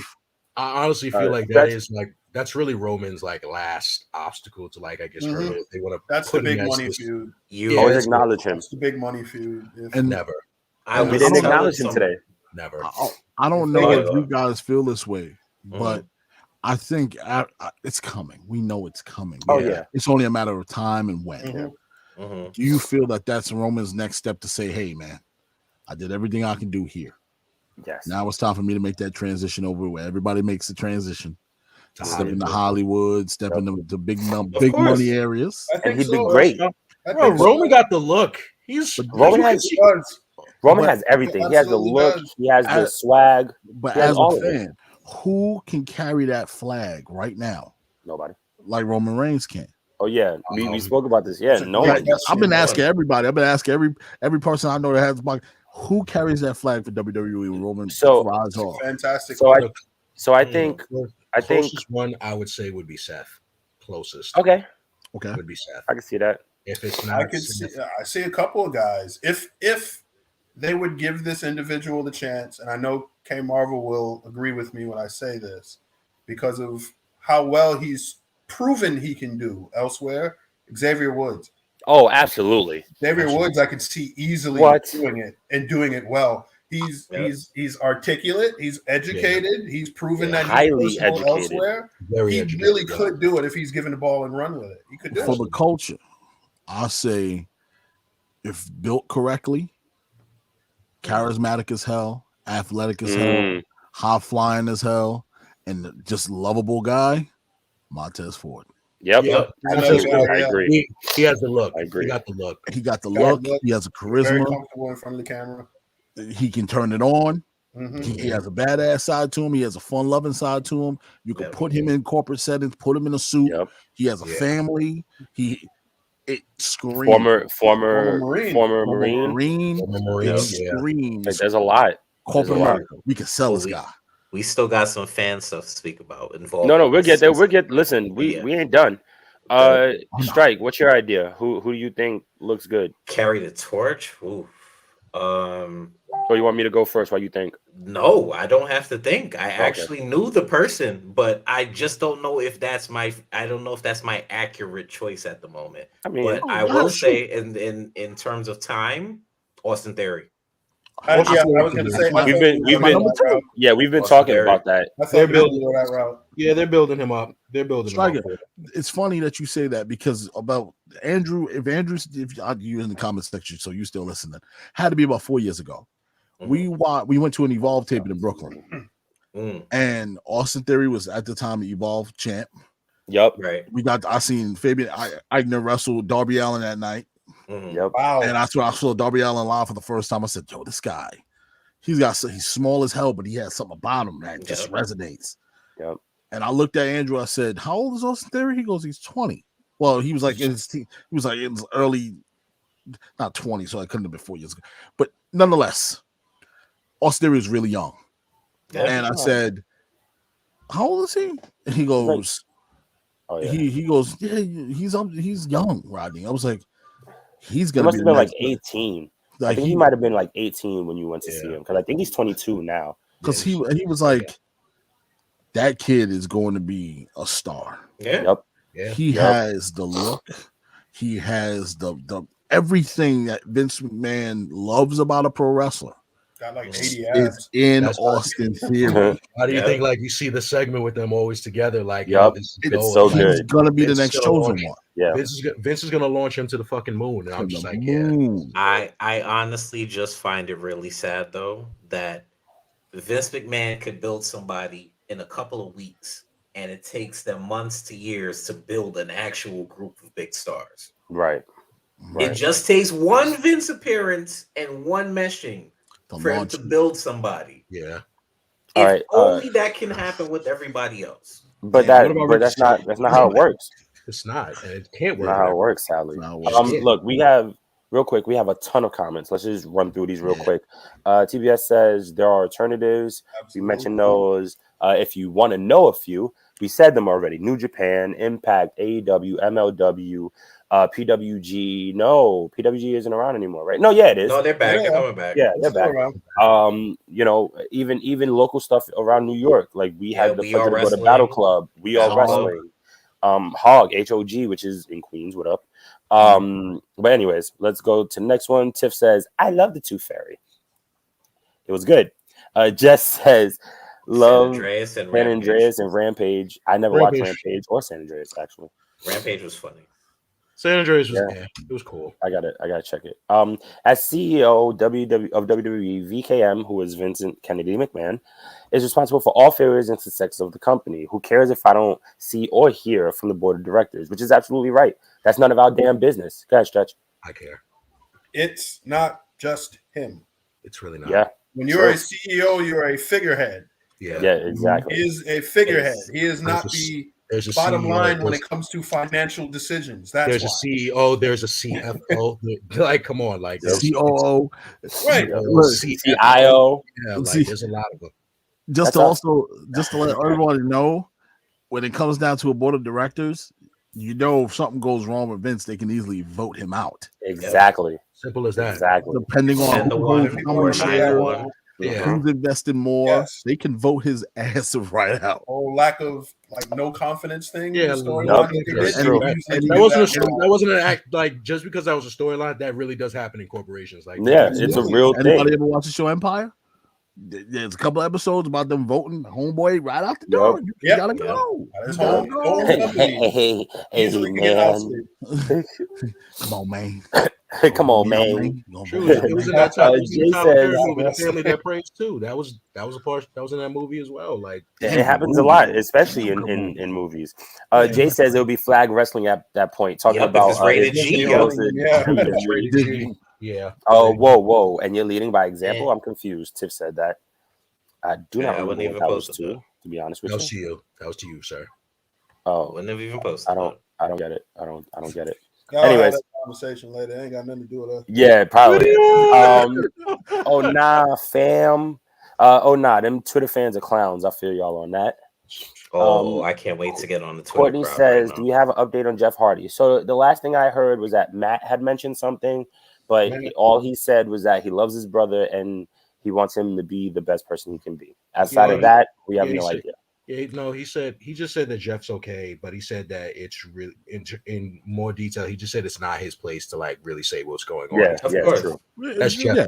That's Jeff. We're not owed an explanation. Just wish him well. Wish that he does good. I hope he's all right. To me, he looked like a man that was just tired. The man's aging. Needs a break. He needs a break. I'm just glad that Matt kind of confirmed like it wasn't what a lot of people initially suspected, and my fears are personally alleviated. So I'm very happy about that. Yeah. He doesn't owe us a damn thing. I just hope he's okay. Word. Shout out to Jeff Hardy. Thank you for everything you've done in the last 40 years. Court says, "Hell no, I am not acknowledging him. That's right. You were just in denial, and that is absolutely that's us on fine." the right here. That's us on the right. Post on her Twitter right now. As a matter of fact, acknowledging him. Tiff says, "Seth, boo." And as you should, all hail King Woods. Best believe. I mean, he lost to your tribal chief. So shut your face. Actually, technically, he won. So nerve. You want to be technical. And the man, and regardless of what happened after the kneel, the fact of the matter is that he kneeled. So Andrew says, all hail. You're fans of both of them. That is your. I am fans of both of them. I am. This is true. This is very true. It's very true. They really dragging this. Go get on us now. Oh damn. When Roman goes to Hollywood, and make that big money, WWE has no one to carry that flag, and that's one of their problems. They don't have they don't like. Yes, Seth is a great example, but I felt like we gave you some good options. Man, it's gonna have to be somebody from NXT, I think. Braun Breaker? Like you better put some sign on the end of that boy name. Maybe could be in a post Disney owned world. I can see Braun Breaker. Instead of Chucky, they're gonna splat paint everywhere. Instead of Chucky, we'll get Mickey Mouse or Donald Duck. If they missed the boat on Braun Breaker, then there's something seriously wrong with WWE. Yeah, for real, for sure. He's a star. He is sure. Absolutely a star. He is a Steiner through and through. Also, that's the only thing I wonder about. They made him look between great in that War Games match. He did. He looked like an absolute monster. He did. They did a fantastic job of building him up to be the face, basically, of NXT. Yes. 2.0, and he's a damn good face. I think he's fantastic in the ring. He's got the athletic profile. You know, he has the same thing that the Steiners had. The Steiners are not very tall, but they are so believable to the point where that doesn't matter. Mm-hmm. They're legit. They were legit wrestlers at Michigan. They're next generation, and Breaker is solely, he was legit as an athlete at college. He participated in wrestling and football. He made it to the NFL. He's legit. You look at him and it's like, I wouldn't mess with him, you know? Right. My only concern is, given the relationship between his uncle and the company, I don't know if they would take him and put him as the face. You know, it's like no. I think honestly, but you know what? This is a new age. This is not. He is not the Steiners. I mean, you know what I mean? He is his own man. Yeah, right. True. It all depends. And Rick is a school board member in Georgia. Who would have thought the dog-faced gremlin who once talked to Alex, I was going to say Walter's a good choice. would be a school board member in Georgia. So. Right. Travis said, yeah, true. Travis said, I would say Walter if he made the jump, which I believe they're in the talks about. Still, but Walter is a great way. Rod, aren't you a big Walter fan? Yes, I am. And I'm a giant Walter fan. I said Walter, Hangman Adam Page. My two favorite wrestlers. I'm distracted, guys. I got Johnny Gargano coming out to the ring crying. Yeah, I'm watching. Oh no, he's crying. So this is. Yeah, I'm gonna watch that tomorrow. He's walking real slow. All right, real quick. I know we talking about fans tonight, but who think we getting worked? I do. I kind of thought so too. I'm not gonna lie. I can see it. Because when's the last time we gave somebody that's leaving the company a whole day to come out here and talk to us? Oh, Mark Henry. Yeah. Salmon Soup Mark Henry. That's the Salmon Soup. It was so good. It was so good. And that might have been one of the best works ever in WWE history. Come on, Johnny, just speak real quick, man. Just speak real quick. We got things to talk about. Come on, Johnny. You only got like a couple of minutes. Oh yeah, somebody's about to get worked. It's already 10. Here, so while we do that, I'll just finish up with the comments real quick. We said Walter. Jessica said, I think Seth, Fords, or Woods would be great choices. Anthony, what's up, man? Said, love this stuff. Glad to see Behind the Barricade growing. Four Corners made a new fan. Hey, thank you. Shout out. The co-creator and co-creator of Behind the Barricade right there. Man. Oh, nice. We made that. We made Behind the Barricade in his car. Wow. As a secondary show to a football show we used to do. Nice. And it blew up and grew legs. Hey, so Anthony, double shout out for you, man. We appreciate it a lot. Andrew said, by the way, there's an open invitation for any of you to come on my Thursday shows. Just hit Rodney or me up and we can set up a date. We appreciate that, brother. Absolutely. Don't play with me. I'll be on every Thursday. He was asking for you to come on this Thursday if you're available. Well, you know my situation, so yeah, I'm good. He I'm available. free. He available. I'm free. Yeah, he available. He's available. Yeah, I'm good. I'm down for it. I know who said this. He was responsible for people's pushes. I'm assuming we're talking about Vince. He always had the last word. That's common knowledge, and that's common knowledge. So yes, he is responsible. In a publicly traded company, the CEO does not have the last word when it comes to financial decision making. Yeah, financial decision making. That's money he can't touch until everybody's touched. Exactly. What you doing? You going to that bank account? What you doing? Put that debit card away. What you doing? Pull that back. Pull that back. No wire transfers. Telling you this. Yeah, it is what it is. Yep. Andrew said he really likes the crew of guys, which I'm assuming he's talking about the four of us. Hey, lady. Yeah. Hello. Well, he would say hello. Yes, that's Miss Frizzle, by the way. Yes, from Magic School Bus. Frizzle. One of the most underrated characters in all of history. The fact that she could bench 480 easy is ridiculous. MC Artist Story said Troy. No. Yo, what's good, Matthew? We gotta hear this. There you go. So we know who that is. She tried to take the remote. Let's see this. Woods. Get the Knicks. Apparently this is. I think this is about Jeff. That's about Jeff. I'm gonna come out and say it. If any of those names were in Japanese, that person would mark all over the place. Oh, of course. Very true. Very true. Hail Winkampf, Hail Walter, and I'm not even gonna try. I'm not even gonna try. That is sacred in German. Oh, okay, thank you. Because I was not. I wasn't okay. gonna. It's okay. I was gonna Google Lens it and have it translate. And hey, Courtney, who is currently part of the Midwest Marks, nice. will be featured on Top Row Switchy, which we've been featured. So shout out to Maddie. That's also on Thursdays, ironically. Shout out to Women Podcasting. Shout out to Wrestling Women's Podcasting. Facts. As a matter of fact, if you want to get super specific, shout out to the Pretty Heels. Shout out to Janelle from HR. And honestly, there's so much more that I can name, but I'm not. Those wrestling girls. Oh yeah, that's true. Those wrestling girls. Can't forget them. So fans. Let's jump back into our topic of fans. My question for you guys is this. So we are fans. So I say this all the time, as I tell you guys all the time, and I told Rod this also. I am a fan who takes a lot of things, a lot of pro wrestling at face value. It is an industry where there is so much variety that I can accept a lot of things. Mainly because I'm not running these damn businesses.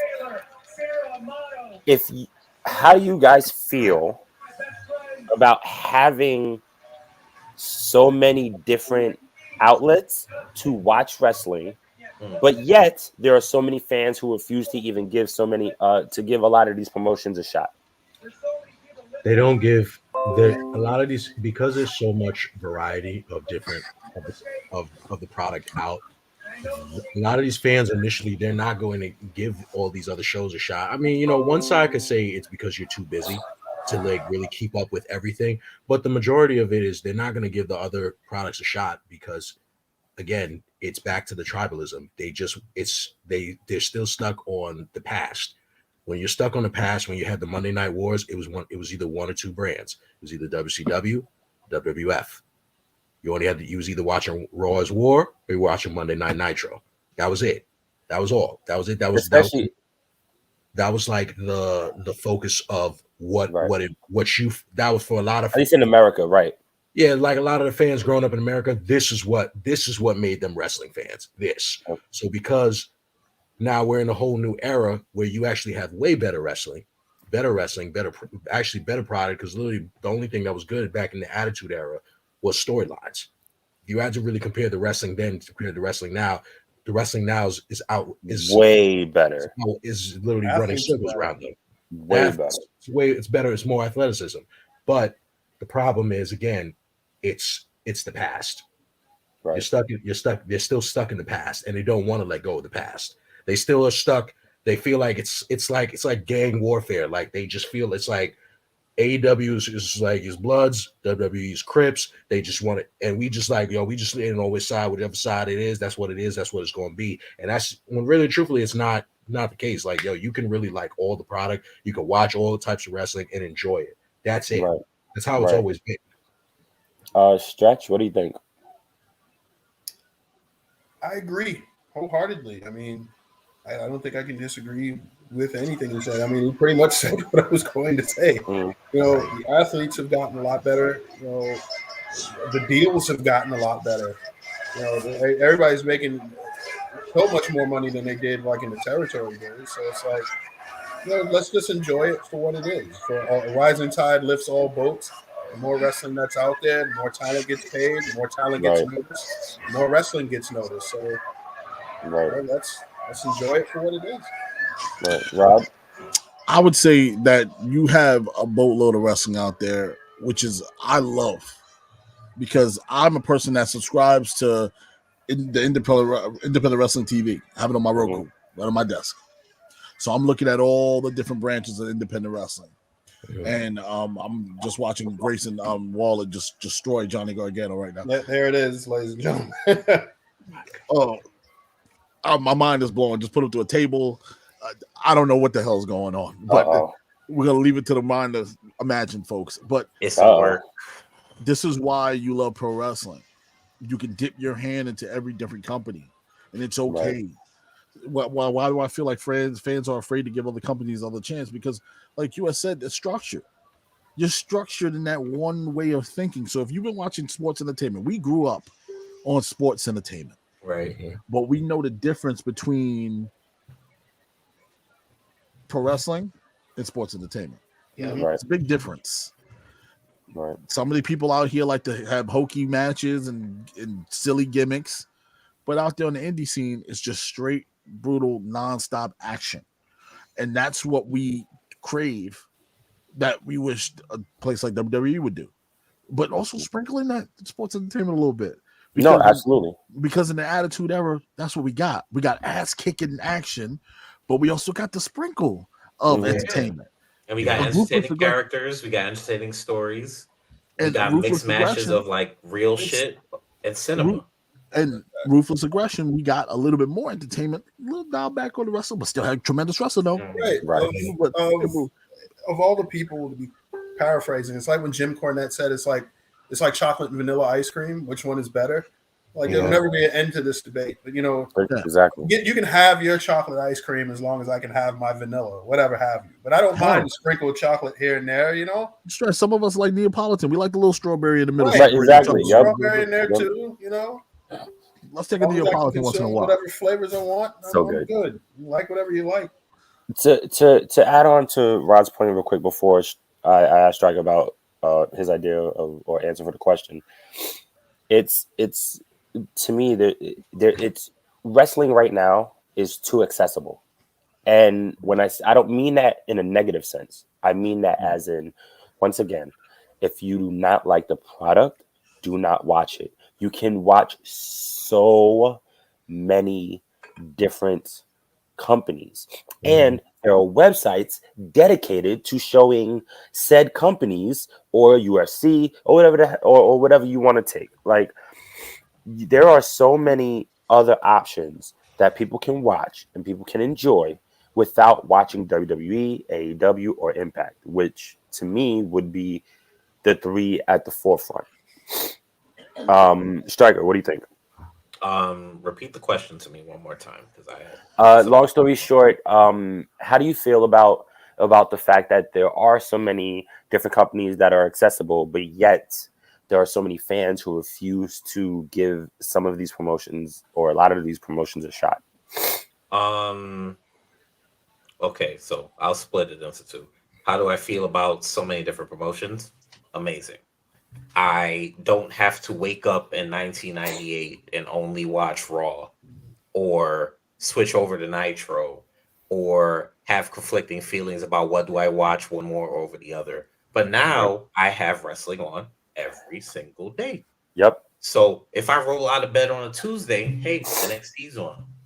Or when MLW, I believe, was on Tuesdays or Mondays, one of the 2 days. When MLW was on Tuesday, I could switch on, YouTube and watch MLW. You can do both at the same damn time. Right. And that's the beautiful thing about now. Everything is either, streamable, or you can watch it later.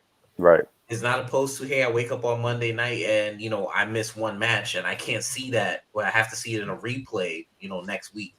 Right. Or I have to have somebody tell me when I go to school, hey, you missed this, and that. Like, oh my God, I missed that, type of thing. So we have such a replayability now in society that because of what we have access to, and I focus mainly on the word access. Indeed. We have so much access to different things. So there's no reason anybody's complaining about anything. Right. And the difference between now and then is you can shut the shit off. The cool thing is back then, absence made the heart grow fonder. Yes. Yes. Absolutely. So, separate the war for a second. because I love what QS brought up about the comparison with Bloods and Crips. That war aspect of it, that was just that was such a filler to get us talking. By the way, social media plays a huge part in this. Oh, absolutely. It ruined pro wrestling. Absolutely. It destroyed the business because nothing's a surprise anymore. Very little. Yep. And I'm never surprised when it comes to anything WWE does because Twitter already exposed it for me. No disrespect to Sean Ross Sapp, but Jesus, man, can you leave a little bit out? Do you have to tell me everything? I don't need to know everything, Meltzer. Like, seriously. Now, granted, Meltzer and Alvarez and all those guys, they do a good job, but they only write about 70% of the time. Now, most of the time, we have, like you said, we have wrestling on multiple days. We do have the liberty to watch something else. Of course. Back then, there was wrestling around, but that was the tape trading days. You had to hope somebody had a tape of wrestling, but guess what? They ain't gonna just give you the tape. You gotta be able to trade the tape with some. I'll give you WrestleMania 4 if you let me slide in and watch this independent promotion. All right. Wait, talk about. I'll give you WrestleMania 13 if you give me the Power Rangers movie. Like, yeah, yeah. Some dudes like that old trading days, right? It's like Chris just texted me. He goes, "Still the dude is a great show, and he had a blast, man." Man, look, I'm so happy with you guys. This is amazing. Yeah, it's amazing. Comment section blowing up. Look at these people. Oh my goodness, man, it's dope. Yeah, it's dope. Everybody's here, man. But it's nuts to see how people are like you guys said. It's scared. They're just scared to watch something else. Man. And when you get something else, you jump so gung ho into it that you don't realize that. All right, you just dipping your foot in this for right now, but as soon as they piss you off, you're gonna hop to something else. So just enjoy what you take. Put your foot in the water, and it's okay to put your foot in some other water. It's all right. Yeah, the beach is for everybody. It ain't just for you. Absolutely. Like come on. People of all shades and all sizes. It's the same thing. It's the same concept. But Jesus. Oh man. To be arguing. Let me introduce something else then, because the man of 1,000 questions may not get to this. About me. Sorry. I'm thoroughly pissed, but let's go on to, I would say, a bit of a deeper, darker topic. We just recently seen Jade Cargill post about the fans and the leaning of them on other types of wrestlers and not specifically her demographic of wrestlers. All right, so which is the us of the wrestling community. Okay. And I just recently seen today that she deleted her Twitter. So did she? That's alarming. Am thoroughly upset because she was lambasted for asking, why do fans, tune into white wrestlers as opposed to black wrestlers? Which is a very fair question. I have a. All right, so look at the look at the landscape of the black wrestler, right? So let's deep dive in, right? Yeah. I know it might tickle a couple people the wrong way, but listen, who doesn't like hot takes? Let's break it down. Look at the history of the black wrestler in pro wrestling. Mm-hmm. So we didn't really get a lot of good gimmicks. We had Slick Johnson as a manager. He practically just was a loan shark type Dr. Style, conniving evil individual. Rocky Johnson. You had Rocky Johnson, Coco Beware, who was a flashy guy jumping around with a parrot on his shoulder. Parrot, yep.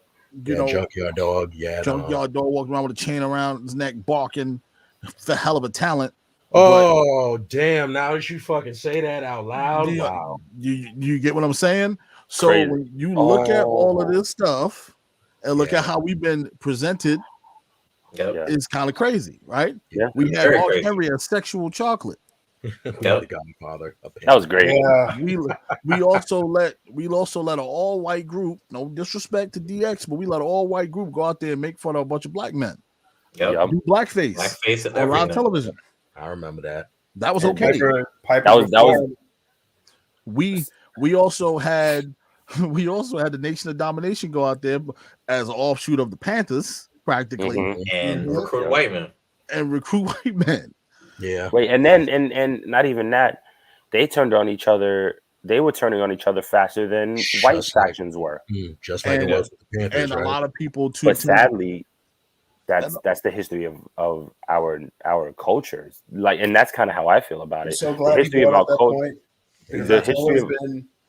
That's always been something I've tried to educate people, like especially about The Rock. You know, The Rock is a black man, but they have never really advertised that aspect of his heritage. The problem is The Rock never identified his blackness. Yep, agreed. That's not until much older. People would be like, "Oh, representation on like the same group that had Crush and Owen Hart in it, right?" Like, I wouldn't. But all black. Hey! Excuse me, sir. Excuse me. No, but I always figure I'm not a Nugget. All right, that is the best. No disrespect to Owen, who's a heart of gold. See, for me, but I always felt like for me, like especially with Dwayne, I just felt like Dwayne didn't really have to. He didn't. It's like you already knew that he was already black only because you knew who his father was. Soulman Rocky Johnson. So it's like, he didn't need to talk about it. Granted, they always push that he's like the grandson of the high priest chief Peter Maivia, obviously Samoan. But it's like you still have always like but the one thing I want everybody to notice is that the Samoan part of him was the biggest part of him, not the black part of him, not the fact that his father was one of the top wrestlers in the world. Yeah, don't get me wrong, the Wild Samoans were a great tag team, but his family heritage spreads out more than just Samoa. He's also black. He was also black. So let's not forget that. You know what? And we're talking about fans, specifically talking about The Rock. It pisses me off when they go, so right now in the history of the WWE, when it comes to the WWE title, because you have to be specific. When it comes to the WWE title, we've had 4 black champions. Yep. Yes. You've had Kofi. The most recent is Big E. Before that is the almighty Bobby Lashley. Lashley. Before that is Kofi. And before that is The Rock. Yeah. What pisses me off is when you bring up The Rock and you go, oh, well, he's not black. So then what the fuck is he? It's like, they like to say, because Samoa is like one of the things they like to say he's Polynesian. He's not really. It doesn't, but regardless, it doesn't fucking matter. And sorry, I know, and I'm not coming at you. I'm just saying it bothers me because, yes, like me, right? I'm black and Puerto Rican. I don't necessarily, I'm not ashamed of the fact that I'm Puerto Rican. I'm just not deep into that heritage. That's just how my life has been. Right. But I would never deny the fact that I'm Puerto Rican. He's largely raised by his mom also. So, his mom is Pacific Islander. And that might have had a bearing on things. But I totally understand where you're coming from. But Kate, check the people that's saying that too. Yeah, and that's what needs to happen. That's what makes it even funnier. It's always the one that's not this skin tone that's telling something to say. So when you pull this layer back, it's layer upon layer upon. It just goes deeper. Oh, of course, what a lot of people want to believe. And there's a reason why you had so many African American champions. This is why don't we celebrate Farouk the way we supposed to celebrate Farouk? Exactly. He should be a role model. You know who gets a lot of flack online, and I've heard a lot of vile things said about this individual regarding his heritage? Jinder Mahal. Because he wasn't born in India. A lot of people say, oh, he's not really Indian, he's a Canadian. Who cares? Are you serious? Like, it doesn't mean anything. The man is he's representing his culture. It's his culture, for goodness sake. And I'm like, I hear people say he's not really Indian, he's a Canadian. Like, are you serious? But once again, to say to somebody that you're not really exactly. Yeah, but this is exactly what Rod said. It's the layers. It's about, people. Let's call it what it is. People want something to hate. Period. Period. It is much excuse me. It is much easier to hate something than it is to love something. It is much easier to argue than it is to try to come together and find a solution. It's the same fucking concept. Fans want to argue for the sake of fucking arguing instead of just enjoying the product for what the fuck it is. I'm having when you said that, I'm having a therapist flashbacks when you said that. Listen. By the way, when it comes to fans loving something to hate, they also love the lie when the truth is not. The truth don't mean nothing to them. Right. They'll believe the lie. Agreed. Who wants to believe the truth? Who wants to believe in the truth and the lie is more entertaining. More riveting. So imagine being told, "Hey, why are you upset with AEW? Why are you upset that they're not showcasing black wrestlers or have black wrestlers?" Oh my God! In the hierarchy of the show, and people telling you, "Hey, you had Scorpio Sky. He was the first black tag team champion." And what happened? So what happened since then? What's happened since AEW is now getting to be the man of the year. Right. AEW is now because it takes Ethan Page coming to AEW to say, "Hey, we're going to showcase one of my favorite tag teams, by the way. Yeah, very good tag team. No disrespect. No disrespect to them at all. But I'm just saying that this is the argument you get. This was a recent argument in the actual group that we have, and that's why I'm bringing this up. That's why I'm bringing up what Jade's. Why are you giving me flashbacks, dude? My thing is, like, I wanted to kill that dude. I'm sorry to say that, but it's one thing to point out. I'll say these couple of things, and these are points that I made in that same discussion that Go ahead, sir. is alluding to. AEW, number one, hasn't been around long enough for us to really vet their track record when it comes to diversity. It's still starting out. Absolutely. So I'm willing to give them the benefit of the doubt in that regard because they're still starting out. They've been around what, 2 years, 3 years, 2.5. I will counter your point. But finish. But, let me finish. I'm not saying that absolves them from anything. I'm not. No. I agree with you. I wanted to say something, but I got you. But also, it has to be said 2 things. One, they're just getting to a point where it's like we can identify multiple champions of color that are people of color. Sammy Guevara and the Lucha Bros, the TNT champion and tag team champions, respectively. You have to look at it that the teams that were holding those titles before that, they were all white. So it's outside of Scorpio Sky. Outside of Scorpio Sky, all the champions have been white up until that point. So it's like, we have a right to question these things as minorities and such. Also, when you're giving examples like, well, we had Scorpio Sky, he's one half of the black, or Jade Cargill's getting a push. That's akin to saying like, well, we're giving you these people, so shut up. The token. Right. You can't do that. Like you can't say like if a person is bringing up a point for discussion, whatever have you. Nobody's tearing down the company or anything like that. Right. And nobody's pointing out, oh, this federation is bad or whatever have you. Yeah. But it's a conversation worth having. It's a conversation worth having across the board. That has nothing to do with the allegiance of a wrestling fan or whatever have you, which is stupid to begin with. But it's a conversation worth having. I said this before, and I'm gonna always keep on saying it. This is why you need to push your black wrestlers, push them all across the board. Yes, AEW is still fairly new, but you are in a new social climate where representation matters. I've always said it, representation matters. Just last year with WrestleMania night 1, that was the first time that you had ever seen 2 black women actually standing on a stage of WrestleMania and actually main eventing a pay-per-view. That was the first time ever. You never seen it. Who knows if you'll ever see that again? Who knows? Absolutely. Who knows if we're gonna have that? Who knows how long that may take? Who knows how long that may take? Bottom line, representation matters, because the reason why it matters for that is because this gives a lot of hope to all little girls watching, especially little girls of color, black girls, even to that. All girls of color watching this, and they can see that somebody is over here that looks just like me. Wow, thank you for saying my point. Just looks just like me, talks just like me, moves and dances and does everything just like me. And they're watching this from home, and they're like, I can be just like how she is growing up. I want to. Bianca Belair is a superhero to some little girl. Yes, she literally is. That was the example. Bianca Belair, these are superheroes to some.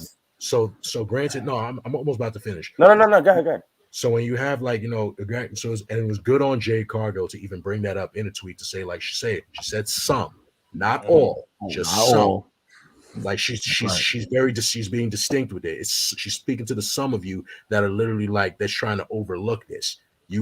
And we all can see it. It's like, yes, you guys do have some black black wrestlers in AEW that are getting like a decent push or getting burned, but they should be in the same type of spaces that you see their counterparts are getting. They should these same black wrestlers should be in the main event as well because they are talented. They were over here in WWE, they'd be shot to the moon. Who would have thought that decades later that in WWE that we were going to see Bobby Lashley as our WWE champion? His first run, the most that we ever saw him as a major title holder was the ECW championship. And people wanted it.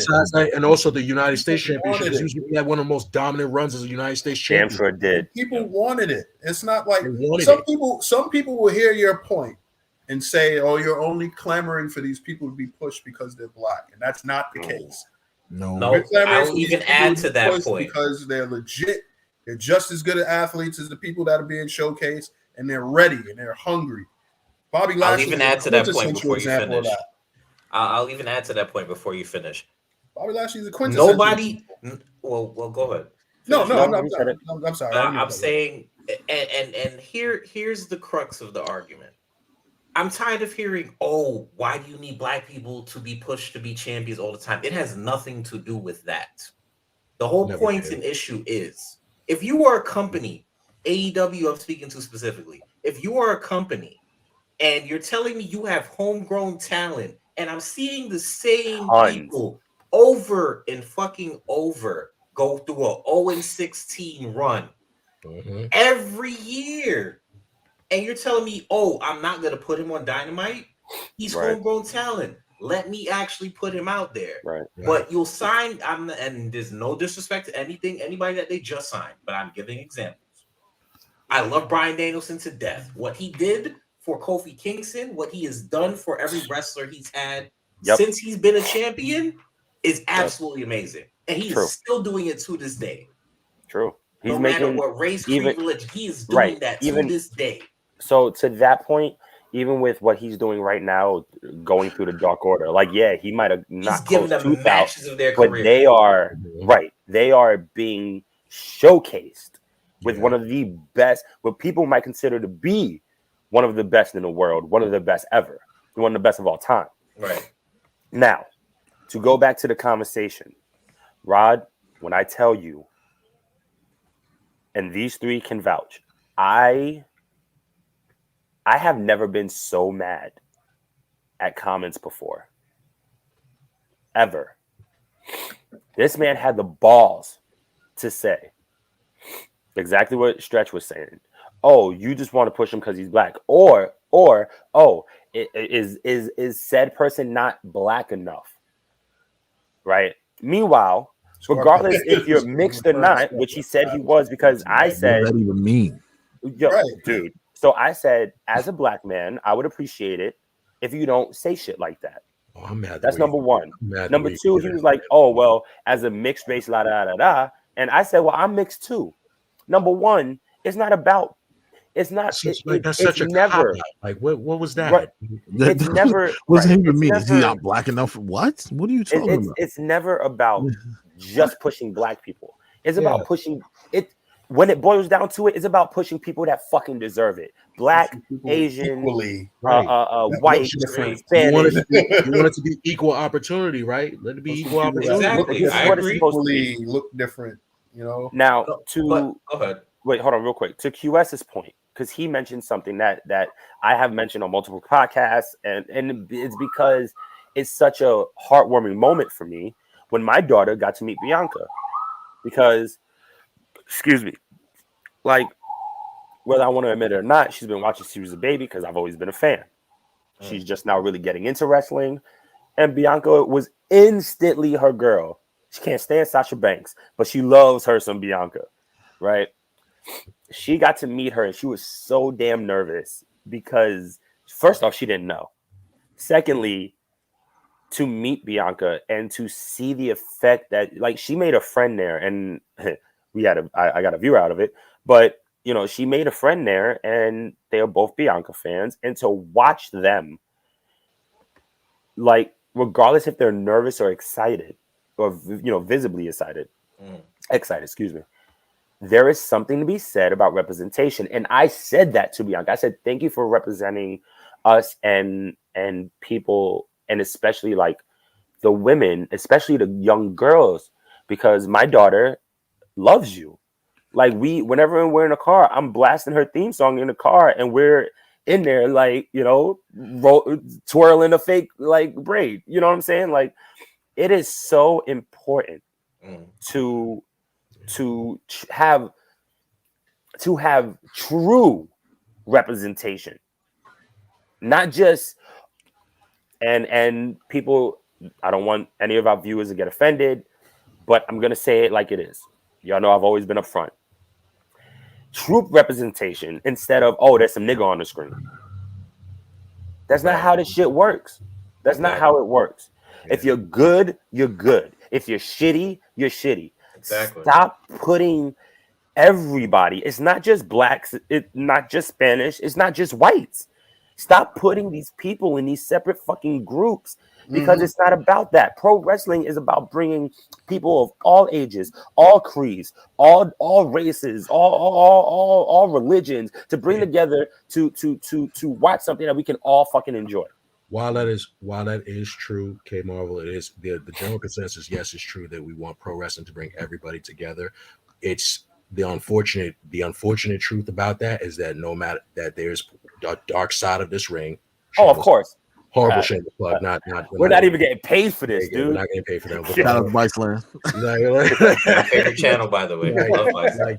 By the way, hashtag T-Paid. I'm just saying, I'm trying to get him to sign it. Already tagged. Like nice. The horrible side of that is that unfortunately history has shown that that is what it has to be. It's not always bringing it together. It's always been. It's either the whites usually get pushed the most, and the blacks usually they get one shot once in a million, and then after they fade into obscurity. Right. That's it. And that's not how. And that's the thing. That's just not how it should be. So now that's why I say like I kind of like I give a little bit of reprieve now to WWE on that, because this is the most that I've seen them push black wrestlers. Period. I'll even say, better late than never, and I'm okay with it. I will add on to that point, and I told you guys this in the chat the other day.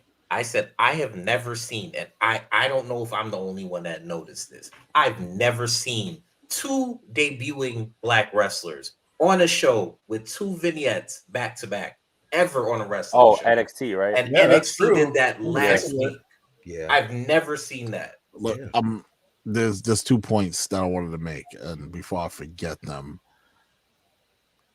first point I wanted to make is WWE had a talent that wasn't just a special talent. He was a hell of a hand in the ring, multiple time world champion. Yes, was in your company for a while. Could have made him a WWE champion, but you were reluctant, and you kept putting the World Heavyweight Championship on him. Oh yeah, he goes by the name of Booker T. Yep, I agree. That's right, Booker T. Yep. Booker T could have easily been a WWE champion. Of course, absolutely. They should have pulled that trigger. It was perfect. It was the perfect build-up. That shit with Trips was a big mistake. That shit with Trips was a mistake. Yes, and they dropped the ball because that could have set you up for the historical options there. But then again, Vince turns around and here's a rumor: Io Shirai gets called up, immediately teamed up with Asuka. Yep. Right. Why do we have to put necessary. the two Japanese wrestlers together? Was that why? Why can't they just be on singles run by themselves? God knows you need it. But they've been doing that forever, and that's the sad part about it. Shit like Kai and Tai, and that's like, what I will say. Like, and that's something that I think has changed recently, or at least gotten better. That wrestling has always been an entertainment medium that is heavily relied on stereotypes. Yep. And it has gotten light years better, but I absolutely see your point. And me and Stryker have that conversation a lot. Yeah, the fact that that's true. In order for people to get over that are different, like, you know, different racial ilks and ethnicities, that they have to be grouped together, you know, is something that's a tired trope. And I think it needs to change. Mm-hmm. You know, so great. Look at groups and I can't believe I'm saying this, the 3-man band, which was Heath Slater, Drew McIntyre, and Jinder Mahal. They may not have had the best in-ring success, but they were over, and they were consistently on TV, and they were consistently put in positions to entertain people, and they were people of 3 different backgrounds. You had a white American, you had a Scottish guy in McIntyre, and you had somebody who was of Indian descent, Indian Canadian, right? Yeah, an Indo-Canadian, and you know, they were put in positions to constantly entertain. They were always on TV. Now, I think the term jobber is completely overused, but for lack of a better term for people out there, I guess they were doing jobs or whatever have you. But they were on TV and they were entertaining. Yep. For lack of a better, I found them very entertaining. They were part of WLC. I can care less what anybody says. WLC was great. I've seen in a long time. And I would have hated it if you would have presented it to me as an actual match. Like, they're going to have 2 little people wrestling in a TLC match. And I saw it. And I was like, this is amazing. The wrestling business has went even as far as to try to change Chavo Guerrero into a white man. Oh, that was horrible. Oh my God, we talk about it all the time. Kerwin White was horrible. Mentions it all the time. We had a group of Mexican wrestlers come out on a damn lawnmower. Yup. Mexicools was hold on, but even Eddie Guerrero with the stereotype, as amazing as he was, with him coming out. Yeah. Why has he got a lie and cheat and steal? And the lowrider. The lowrider. He wasn't from Cali. That was Cali's thing. Like, guys, come on now. Like we know what it is, and we expecting it to change. I see change at the horizon here. It's good because, you know, given the circumstance in this country and what's going down, I think WWE said, you know, we got to strike on this because nobody else is really striking on it. It's true, right? And I appreciate them for doing it. It does give young black wrestling fans, it does put young black wrestling fans in a perspective of saying, hey, look, man, you got somebody to root for too. Don't get me wrong. Growing up, all 3 of my favorite wrestlers was white. I'm not gonna lie. But I also wasn't afraid to turn around and tell people I'm a huge D'Lo Brown fan. I mark out every time I see D'Lo. I got the European title is my favorite belt. I own it because of D'Lo Brown. And people just, I had the chance to meet D'Lo Brown. Asked Janelle, I punked out. He was right in front of me at WrestleCon. I literally almost cried and ran away. Oh my God!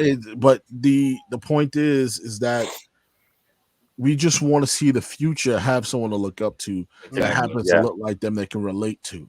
Exactly. That's all we're asking for. We're not saying that it needs to be a race thing and black people need to get pushed because this ain't right. Listen, we know. We get it. It's a sensitive topic, but it would be nice sometimes to see a black world champion once in a while. Right. And I mean, just the fact that, excuse the AEW hoodie, I'm just cold. I'll be rocking that tomorrow. Hey. Oh yeah, that's right. Keep going. I'm a little jealous. Not gonna lie to you. But just, and it's never like, even as kids, you know, kids are taught to hate. Yes. It's natural for them to love. Yep. I love The Rock not because he was a black man, but because he was fucking awesome. I love Shawn Michaels not because he probably had decent credit, but because he was fucking awesome. QS is a huge Undertaker fan. It wasn't because he was a 7-foot white dude. It was because his character and his presence was amazing. It was captivating. That's it. Like it just gets tiring. He scared the shit out of me as a kid. He scared right. Look, despite the segment with Nation of Domination, I'm still the biggest Triple H mark in the world. Right. So Actually, that was the comment I was going to post up real quick. Who's your favorite wrestler growing up? And my favorite wrestler growing up, I have multiples. I like to put them in groups. So my backstory is I was a WWE kid. My brother was a WCW kid. He will be in one room watching Nitro. I'll be in the other room watching Raw, and we'll run between rooms during commercial. And growing up, I was a huge Owen Hart fan. Okay. The night Owen died, I cried like a baby. I didn't go to school for 2 days. I was banned from watching wrestling for 6 months. My dad was like, "It's doing too much to him. He's taking this in too much. This is not right." I was sneaking and watching it anyway, so don't worry. Of course. But yeah, watching Owen pass, that was hard for me as a kid, and I just loved Owen because he was the underdog. He never got no respect. Right. Then I also loved Triple H as Triple H progressed into what he became into 99. I latched on to him. But from the WCW side of things, huge DDP fan. DDP, love DDP. Still a guy, man. Just screams a guy that you can do anything in this world. Yes. No matter your age, no matter how you look. Yep. He didn't look the part. He was old, but he can wrestle. Beat up. And wrestle. I'm gonna tell you that diamond cutter. I was hitting people with diamond cutter left and right as an 8-year-old. I was catching in all the different variations. All what? From anywhere. The suplex into the turn with oh my god. That's the Jake Roberts influence in him. If you're gonna have a finisher, you better do it to everybody and have different ways to get into it. Right. And that's how you make that DDT a big thing, man. Yeah, and Dusty told him, kid, you got the it factor. You just need to figure it out. And once you figure it out, you will be a world champion. And he was. Yeah. Multiple times. So to answer your question, Triple H, Owen Hart, DDP, big time. If I say guilty pleasure, D'Lo Brown. D'Lo, chest protected, no chest protected, didn't matter to me. I just thought D'Lo had swag. I think we should all answer the question with that caveat also. Who's our guilty pleasure? Oh, that's a good one. Because we all got one. All right, so look, let me run through the comments real quick and then we'll get to that. Fair? Gotcha. All right, so earlier Court said, I'd rather choose love and positivity, as do we all. Absolutely. This one. Travis said, thanks, Doc. Anthony said, I'm glad to see wrestling companies are pushing talent because of their talent rather than pushing them because of their color. There is a hidden racist bias that has been in wrestling for years, and sadly, this isn't going away anytime soon. A la Shirai and Asuka. Yep. Change gonna come yet. Change gonna come. Yeah. Jessica says we should all love one another and enjoy wrestling together. And as much as we always agree with you, Jess, there's always going to be those people. There's always going to be that group. It can't be a couple. It's always going to be like that. Exactly. Anthony said, "Misery loves company." Anthony says, but currently, you look at wrestling right now, and there's tremendous talent everywhere you look. There's talent that has outshined the racism in the wrestling world, and that's awesome to see. And as true as that is, like, I'll give you a perfect example. When we talk about them damn near every episode at this point, STP, I feel like, who is Shane Taylor Promotions, has outshined, and it's an overcast of their shadow when it comes to racism and all of that bullshit. And they are so much in the forefront of wanting to get these talented black wrestlers to have them get their shine. Like an example was Rev Ron, shout outs. What's up, brother? He posted something about the clothing brand Strictly for the Culture. Right. And I retweeted it and I was like, listen, man, like this, there is something about that. There truly is something about that really is special. Courtney says this is an enlightening conversation. Thank you, Court. We appreciate it. Tiff says representation matters. Of course it does. It's just important. Anthony also says because you can't put these stereotypes on these wrestlers anymore because tier talent is outshining that. Oh, their talent, excuse me. Their talent is outshining that. This conversation is amazing and need to be had more. And that's why we are here. Absolutely. And I'm happy because this is something that doesn't get talked about because, like I said, it's so sensitive. People in the room don't feel comfortable having this conversation, and it's not because you're going to feel attacked. Most of the time, it feels like they're going to be attacked because if you happen to be somebody that's other than black, you feel like you're going to get jumped on. Right. Yeah. Right. We're not here to jump you. It's a learning experience. Stop getting intimidated. We're here to show you a different perspective. Yeah. Right. I've seen your perspective for years now. Okay, I've seen it. Yeah. So can you take a minute to listen to my perspective? Just 1 minute. Just for 1 minute. Just hear me out. Hear me out. You can time it. Get the egg timer, put it on, and I'll talk as fast as humanly possible. Yeah. So let's get to that guilty Favorite wrestler, guilty pleasure wrestler. Yeah. And then we'll close out the show after that, or we'll do a final statement if y'all would like. Stretch, you want to do it since you like it? Me and Rod are like kindred spirits on that one because I had multiple growing up too. Because I was a kid, I watched all types of wrestling. I watched WCW and WWF at the time, you know. So I would say if I had to pick, I admit wholeheartedly, and looking back now as an adult, you know, I don't agree with this. But I was a Hulkamaniac as a kid, you know. So it's like, you know, I was a kid. Okay, I was 3. Listen, no. Listen, don't need to justify it. Look at the time you started watching. No. It's the Vice Lord. Time, and then it's the Vice Lord. It's the Golden Lord right there. That's the Golden Lord. I need to see him in blonde hair just because you said that. But dude, I might if we agree to do that and he dyes his hair blonde, I promise you I'm finding a way to buy that costume. I promise you. We need to do a podcast on black movie reviews. This is just it can happen. Yeah. Oh no, it will happen. Thank you for the topic. We're doing that. We're doing that. We can do an episode on You're on for that one. But to go with the question, like my guys were the first memory of wrestling I've ever had was SummerSlam '91, which was Bret Hart versus Mr. Perfect. I still watch that match. It's like, you know, you got a wine cellar and you got that go-to bottle of wine. Yeah. You know, you crack that bad boy open and you just savor it. That's my go-to match. So I was always a Bret Hart guy. If I had to pick a WCW wrestler, it was always Sting. I was always a huge Sting mark from the time he was Surfer Sting to when he became the Crow Sting to what we have now. I've always been a huge Sting mark. Yeah. You like Sting and Impact too? Huh?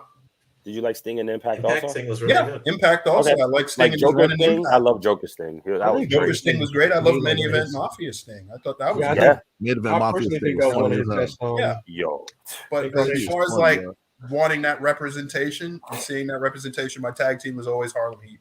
I loved Harlem Heat in WCW. When they added Sister Sherry. Yeah, when they added Sister Sherry, I thought that put them over the top, and I loved Sherry Martel as a manager. You know, I loved watching Harlem Heat in WCW. As far as like a guilty pleasure wrestler, and I don't even think I've ever told the guys this, but my favorite guilty pleasure wrestler is, and turned out to be his own worst enemy, was Marcus Buff Bagwell. Oh my God! I can still see that. Bagwell. You talk about the sports entertainment. You talk about if there was a Hall of Fame of guys that would sell tickets like on 8x10 glossies, he'd be number one with a bullet. He had the look like. Stretch, not for nothing. He used to hit the grit. I know it's finishing the blockbuster. Nobody hit it better than Buff. No, he hit the blockbuster beautifully. And then he'd pop up and do like the jump and everything. I was a Buff mark. Shout out to rest in peace, Judy Bagwell, man. Absolutely. Rest in peace to his mom. Yeah, his mom recently passed. But shout out to him, Mr. Gigolo over there himself. Yeah, I was a huge Buff Bagwell mark. And I mean, it was because I kind of followed him like in WCW from the start of his career there to the end of WCW. I was a huge Buff Bagwell mark. Yeah, with his one match on Raw, and that was it for that one. Him and Too Cold Scorpio. Yeah. Him and Too Cold Scorpio. Another one. Too Cold used to come out dancing and everything. I loved him. I loved him. I loved Flash Funk. I was a huge Too Cold Scorpio mark. If you had to pick a wrestler, if you had to pick a wrestler you hated, absolutely despised. Absolutely despised. Wait, hold on, wait. Can we hold that? Let's do these guilty pleasures, and then we'll do that because I think that's a good way to end it. On that. I got mine. That's a great way to end it. All right, QS. I'd say, well, I mean, like I said, everybody knows like my favorite wrestler of all time, no matter what, is always going to be, you know, the dead man himself, The Undertaker.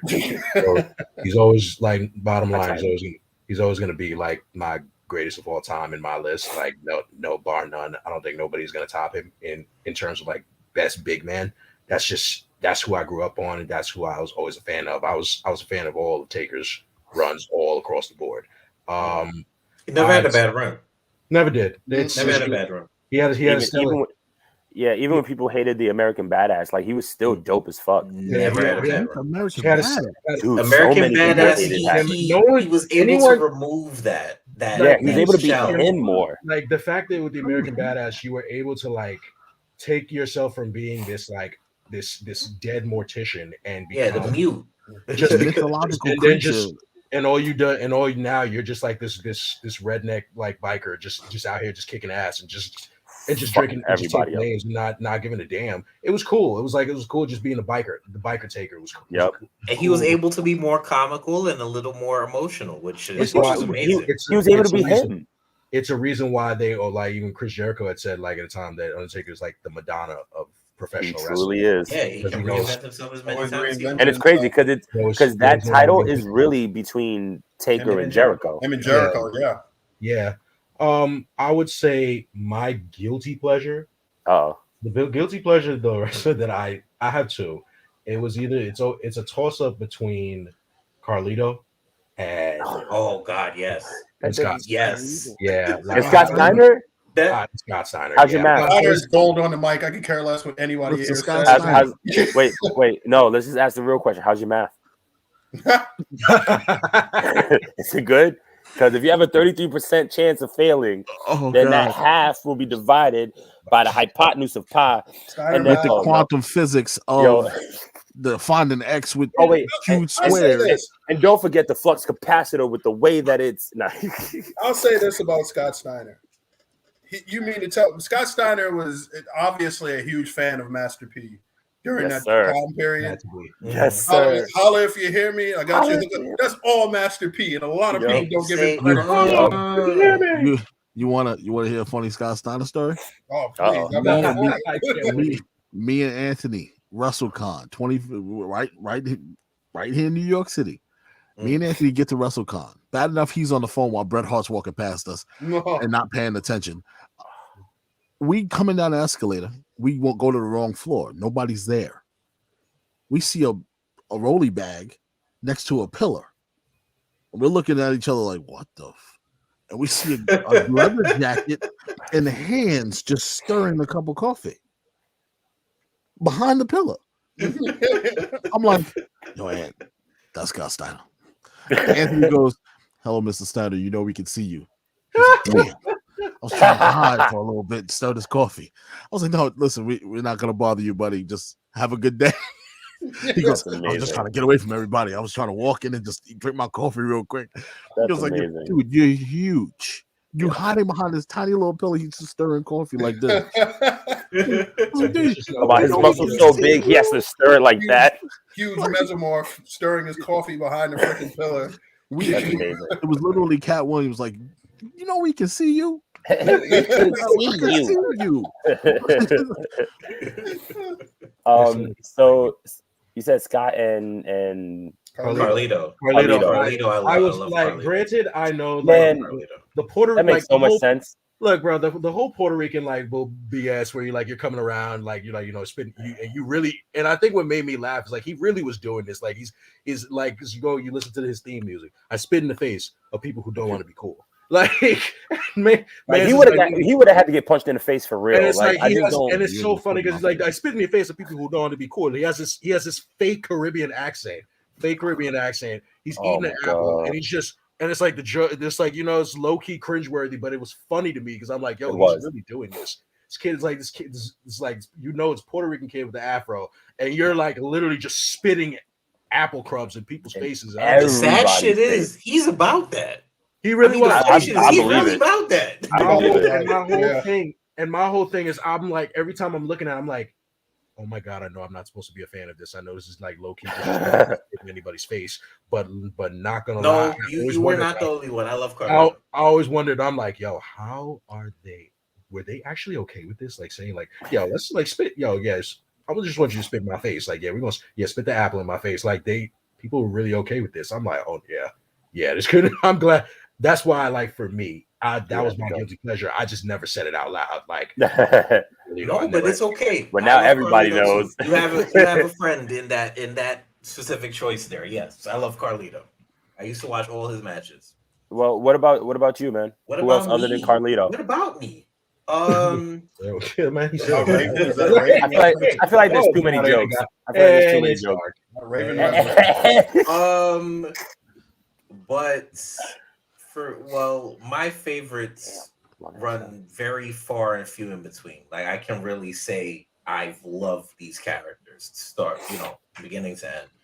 Eddie Guerrero is my all-time favorite wrestler of all time. Mm-hmm. And he is next to, if not May Trump, Stone Cold Steve Austin for me. Ooh. That's a good one. But a lot of people do. A lot of people put Eddie over Stone Cold. Reasons why. Eddie is not really a small guy, but compared to whom he's faced, he's a big dude. He's a small fucking dude. Well, I know what you're saying. Comparably to the Land of the Giants, he is of a smaller stature. Yes, but also these are people who are legitimate badasses that he was beating the shit out of. Brock Lesnar, Big Show, JBL, all these people. It's a big dude, man. We could even talk about, if I remember correctly, there was a U.S. title match. Was it Cena and him? Yep. In the parking lot. Yep. Seeing another big dude. I can say no more. Eddie Guerrero, one, had the talent, had the charisma. The man could talk on the mic. When I say this man could either have you emotionally invested to want to choke this man, or completely want to cry, like have him cry on your shoulder. Yep. He was battling internal demons throughout his whole career. What a great story for him to win the championship. Yeah. But this is what I'm leading to now. It's Stone Cold Steve Austin and Eddie Guerrero. Stone Cold, I don't need to say anything more. Even more so his post-wrestling career, I need to say nothing more. Yep. But my guilty pleasure is Chris Benoit. I know it. I knew he was going to go with that. He shall not be named. Yeah. So, he can say it on this podcast. I personally agree. I do not mind hearing everybody's hate for him and what he has done, but his wrestling career, separate the character from the man. Yep. Separate the character from the man. Chris Benoit's career is absolutely fucking amazing. His resume itself, it's bar none. Like nobody speaks for itself. Remove the situation, his real life situation, he would have easily been in the Hall of Fame. Oh, by far. If it was, everybody already knows that. I mean, you saw with Eddie. You saw it right on the dark side of the ring. Like if that situation didn't happen, if he was able to just get help, the help that he really needed, if they were or if they were just a little bit more receptive to help him and help him, if they like the way because back then, touching on mental health really wasn't, and CTE and all that, CTE, it wasn't touched on like the way it is now. So if it was like in the present moment, I think like Benoit would have probably have gotten help, and he'd have been in a way better space. He would have been okay. It would have been still a battle for him, but he would just still be here with us, and he probably definitely would have been inducted. And it's just a sad. It's just, again, like when you talk about Eddie, it's unfortunate you have to talk about Benoit because both of their careers, they almost go hand in hand. It's just that too, and that's why I say I can't live one without the other. Yeah, you can't. You really can't. You can't sit here and like have one without the other. It's just a sad situation all around. It was unfortunate that those particular two superstars, one of the greatest of all time, right? It had to end like that. Like had to end like that. It had to end with Eddie losing the battle to addiction, and Benoit just succumbing to his depression and ended up doing the murder suicide. Like it's just unfortunate. But on a lighter note, and it's not really a guilty pleasure because I do love his character, Hurricane. Hurricane's not the guilty pleasure. I can see that. Absolutely, I can see that. That's fair, man. I can see that. I can see that. Go ahead. All right. Your love for Aldo Montoya, the Portuguese man of war. I hate you so much. Let us know. First off, yours. Number one, how did you know? Number two, no. How did you know? First and foremost, as we already said, The Rock is my favorite. Always has been. I mean, he might just be the most charismatic person to ever step into any ring, and that's just my opinion. The way he controls a crowd, there's nobody like him. It's, I mean, and his growth within those 7-8 years of the nonstop with the WWE has truly been one of wonder and amazement. But I'm actually the second one, WCW. I would also go with Sting. It was the time to go night night. I would also go with Sting. I mean, there was Sting captivated people. It was always captivating whenever Sting was in a ring, no matter what character he had, no matter what company he was in. He always was able, even if he's not wrestling, he was always able, like people could point Sting out and be like, that Sting, like he's the man. You know, currently, as we know, I am a huge New Day fan. All three of them, I mean, ever since their inception, even before they became the New Day, Xavier Woods as Consequences Creed in TNA. I didn't mention Jay Lethal was great. Oh, Jay Lethal is such a he's so dope. Kofi, for everything that he's done in his business. I mean, he was a Hall of Famer before he won the WWE title. That was the icing on the cake for him. Yeah, and I mean, Big E. Look, I mean, there isn't enough to be said about him. Xavier and Kofi said it on their podcast, which, by the way, is an amazing podcast. If you haven't listened to it, please do. Feel the Power podcast. Yeah, even though they haven't been on for like 10 weeks, but that's neither here nor there. On strike. Oh, is that what it is? Okay. So I mean, listen, I was so happy when he won the WWE title. He really does deserve it, and he was in line for that for a very long time, though. Yeah, but I mean, it's all about pulling the trigger at the right time, and they did it. Even though I still think he should have cashed in on Roman, but that's neither here nor there. Okay. Guilty pleasure. Let me hear it. I don't know, man. Like I said, I'm just somebody that takes a lot of things at face value. So the hate question I got easy. Max Moon, your guilty pleasure. No, I fucking hate Max. Max Moon, I'm dead. I guess I don't know, because I feel like everybody's guilty pleasure is somebody of a mid card. You know what I mean? Like it's something about that mid card. I think your guilty pleasure is the one guy you wouldn't readily admit you were a fan of. True. I really don't know if I have one, to be completely honest with you. I would really have to sit down and think. Look. Yeah, I can't. Duke the Dumpster Drozy it is. Moving on, ladies and gentlemen. Shut up. Ridiculous. No, he's a fan. We close out on that. Ooh, me first. Del Rio, fucking hate him, can't stand him. Oh, I was about to say no. You'll see that.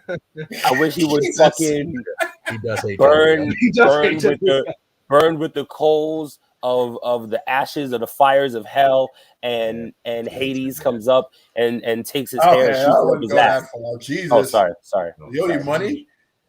I wish. No. But all seriousness, I've never been a fan of Del Rio, and not only because of his actions outside of the ring, but and I'm not saying he can't wrestle. I'm just saying he has never and will never do it for me. Okay. So you mean to tell me you were never a fan of the coming out Ricardo? Mexican aristocrats with the Burberry or Louis Vuitton scarf? You never was a fan of that. You never was a fan of the cars, the Rolls Royces, and the gold pyro. I've never. No. The pyro doesn't count. There was many people before him that had that. I don't count him as that. You were never a fan of the Rolls Royces and the Chryslers and the Maybachs. I'm not a big. By the way, shout out to Vince's budget for actually making this man Word. Maybach. I was just like, word up.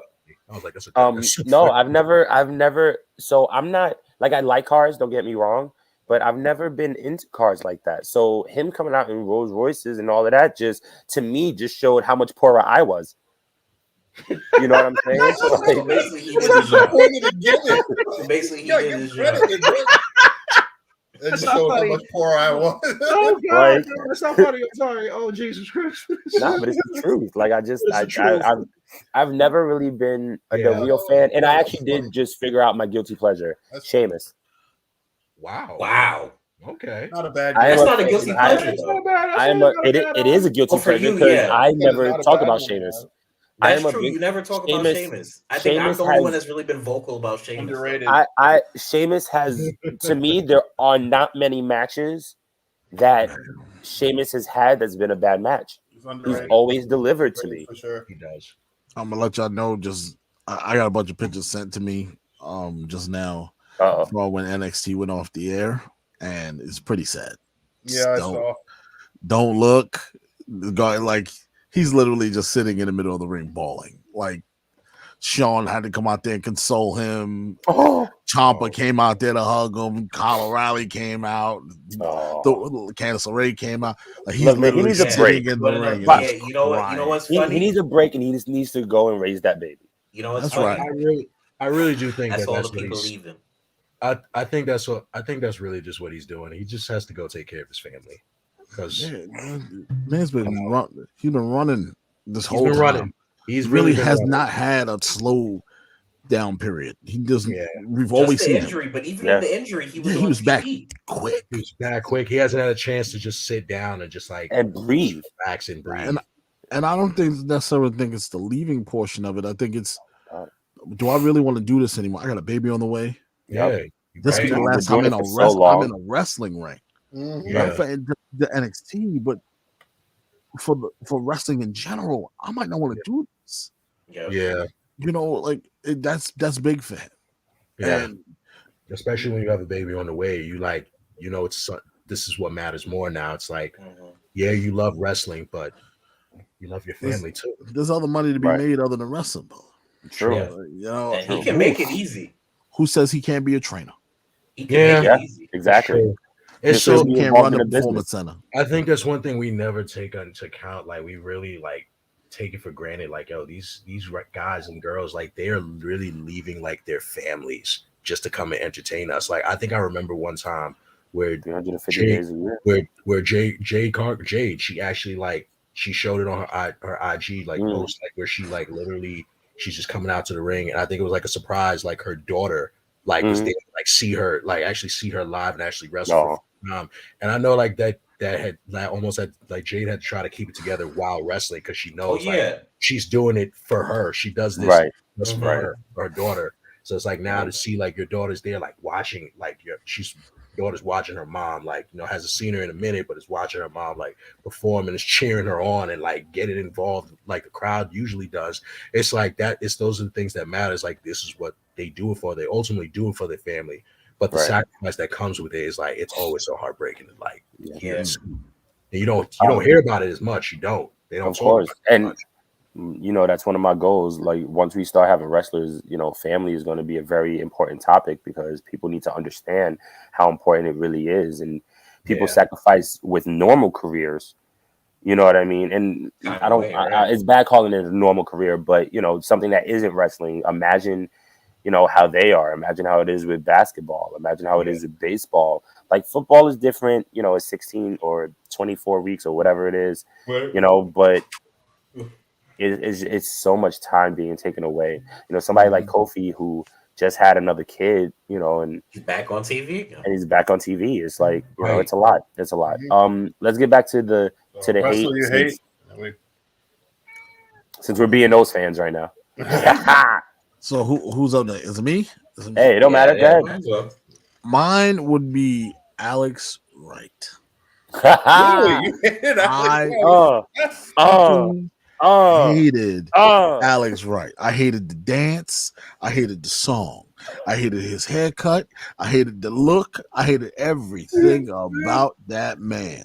I constantly tell people, you want to laugh at a pro wrestler?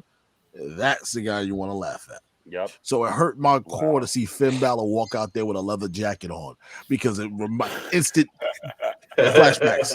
Take it off. Take off the jacket. Take off the jacket. Don't put that jacket back on. Don't do that.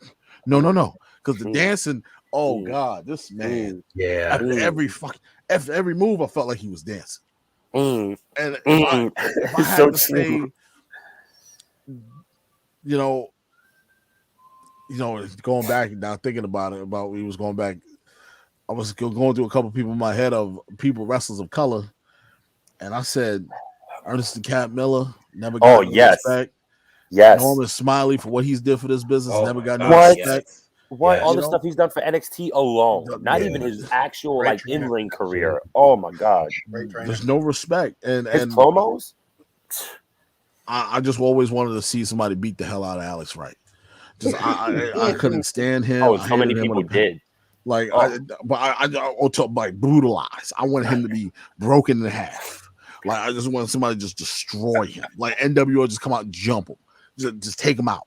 I don't care what you do, just beat the hell out of him. Yep, that's how I feel about the real. So I get it. I can't stand him, man. Oh, I hate Alex Wright. No, that's so funny. I haven't heard that name in so long. Go ahead, Who's going next? Strike. Me. Oh, go ahead. Oh, we doing I okay. fucking hate. Nah, I was gonna say I hate Riddick Moss, but no, I'm not gonna do it today. You do though, I like it but you lying. do. No. But- You should have said your guilty pleasure was originally Cameron Grimes. Talking about it was the Hurricane. I could have done that too. No, Wait, but wait, I've never wait. QS, you ready? honestly, To the moon. honestly, I've never hated Cameron Grimes. I only egged that on. I've never hated Cameron Grimes. Even before he came to NXT, I never hated Cameron Grimes. That's your guilty pleasure, though, and it's okay. But His theme song. no, my actual we still love you for it.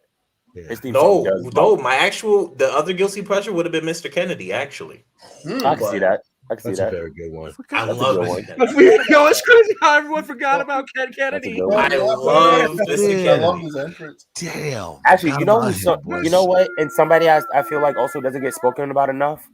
Who? Freaking Samoa Joe. But he's not What? underrated. He's not a guilty. I never said he was underrated. no, but what I'm saying is that he's not guilty. the only reason I would consider him a guilty pleasure is because he's not spoken about enough. Nah, it's people just look at him as the crazy fat guy, which is no, but it's true. No, I'm not like, Disrespectful. everybody always look at his weight, like yo, he never take care of himself. Like, stop it. Yo, He's healthy as hell. And look plus, at Kevin Owens. Yep. Kevin Owens is not, listen. I ain't the thinnest person in the world. Me and Kevin Owens probably the same size.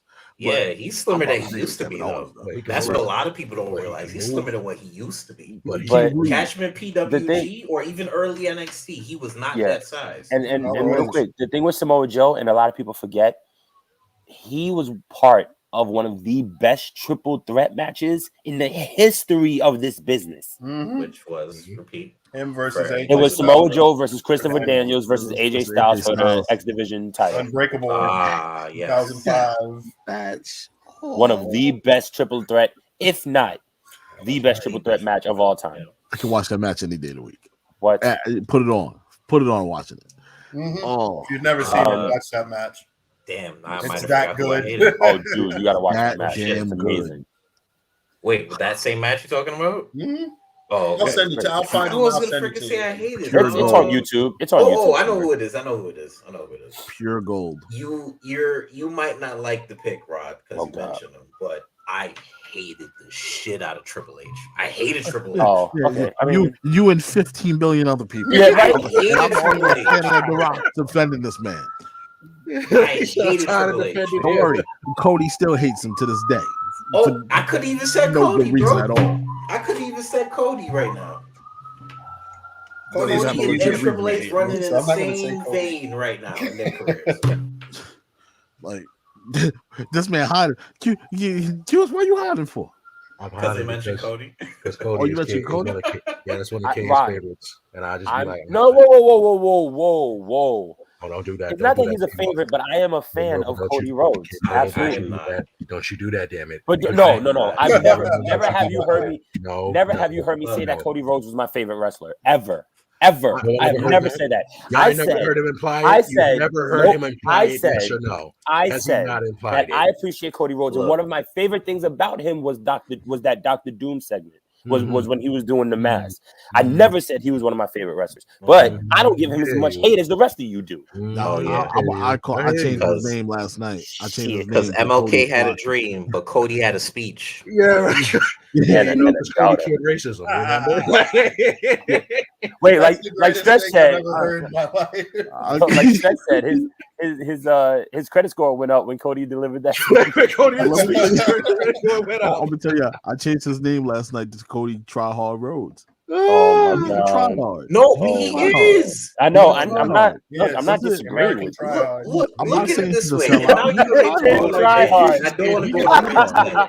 If you Setting had like the tables one on tone fire. deaf, when you have What like the makes you- one, when you have like that one tone deaf friend that's like in your group, and you just be like, Like Oh, yeah, judge we the kicked room, him out. bro. We kicked him out. Like, yo, you gotta go. We kicked him out. Cody, He's the just go type of time person out. that you go out for drinks and he's like, yo, let's go to the bar. Let's set it on fire. What? What are you talking about? No. Why is that a good idea? No. Why I are we doing mean, that, Cody? Why are we Well, doing Austin isn't cool. No. Okay, I'm It's sorry. like, it's- Anyways, That's why he's your favorite. That's one of your favorite wrestlers. Yeah. yo, I swear to God, I will dismantle this entire podcast. You can. I he's- I'm damn shutting sure down. could. You Add gonna the do the basket. Diddy? You gonna So do do Diddy I. making the band shut the studio down? You gonna Yo, I shut will shut. I will shut the shutting down studio. the studio. Yo, I'm gonna gotta go get me some cheesecake. You That's don't what- want to do Stretch, it, y'all. you Let's see start how the walking. schism is in, right? You see how the schism is just forming, just like this. You see, you see, Oh, This is wow. exactly how it. you see it. Look, I ain't going to juniors, even though it's 20 minutes away. I ain't going for Diddy. I ain't going for Dave Chappelle. I definitely ain't going for you. That's just Sorry. that's rude. You want to go for my birthday? That's foul. That's foul. My birthday's I would go next for month. your birthday. That's rude. My It's 'cause I birthday's drive. next month. It's because I drive. That's why. Now I get it. you know, now that I really think about it, they really were some idiots for like really actually walking the bridge. Dog. They were trying to make it. They Dog. really Anyways, they trying to make it. They really could have went and got on the train. They could have got on the Right. train and nobody would have. Ass out. Them fist fights though were wild. I Yeah, now that I go weren't back and they? watch them fights. Yeah, You know what's funny? Crazy I low key now. watched You one can't find yesterday. them I'm not even gonna anywhere. hold you. You can't You find did? any of Watch those that fight DVDs between anywhere. That Ness and Ness- Fred another That day. Ness and Oh Fred my fight God. was crazy. yeah.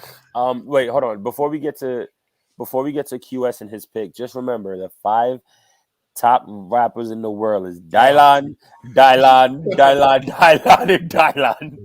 That's it. My man I just said I- disrespected White Club like he wasn't even he in front of him. said, I rip and I rhyme. I rhyme and I rip. This is how Dylan spit. Yo, The way that right. Dylan spits. Yo, classic. Rip a ton. Rip a ton. White Club. Now the best part, White Club is trying to help. White Club goes, yo, I'm trying to help you, and you not even just listening to me. Like Too you know close. better than I do. Like the Choke way him he, out. the way he said it. Oh, and yeah. You're not even listening to me. Oh, I'm man. trying to help you. Dialogue just looking at him like, What? High like shit. I'm not listening to nothing you say, Yup. man. Not a damn thing. QS, who's the wrestler you hate? Kane, disrespectful. No, I'm just playing. The wrestler that I do hate, I know everybody Could be would- female. Don't hesitate to make it a female. Oh, ooh, Dana Brooke. I just saw a Dan Brooke Don't do that. appreciation post on Twitter too, and you say that. Probably was written by me. Burnout count. That's the burner count. Dana Brooke fan. Dana Brooke fan, 69, 28.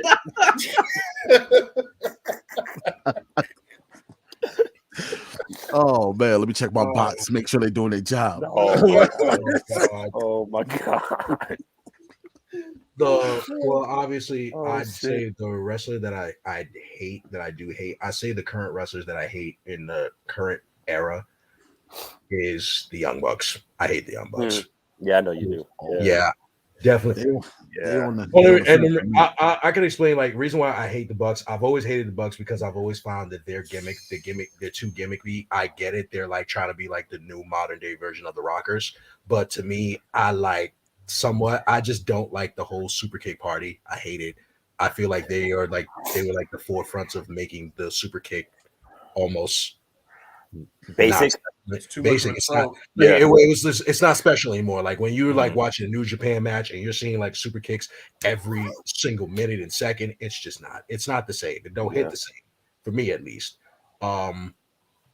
That's one of my favorite moves. So to me, it's how you hit it, and also I'm an avid sneakerhead, and when I see like these motherfuckers sit here and like wrestle in like expensive ass Jordan 1s, and like they're stepping on, creasing them left and right, doing all types of shit with them, like getting them stolen, ripping them up, ripping apart. That busted for fake mochas. I have a question for you.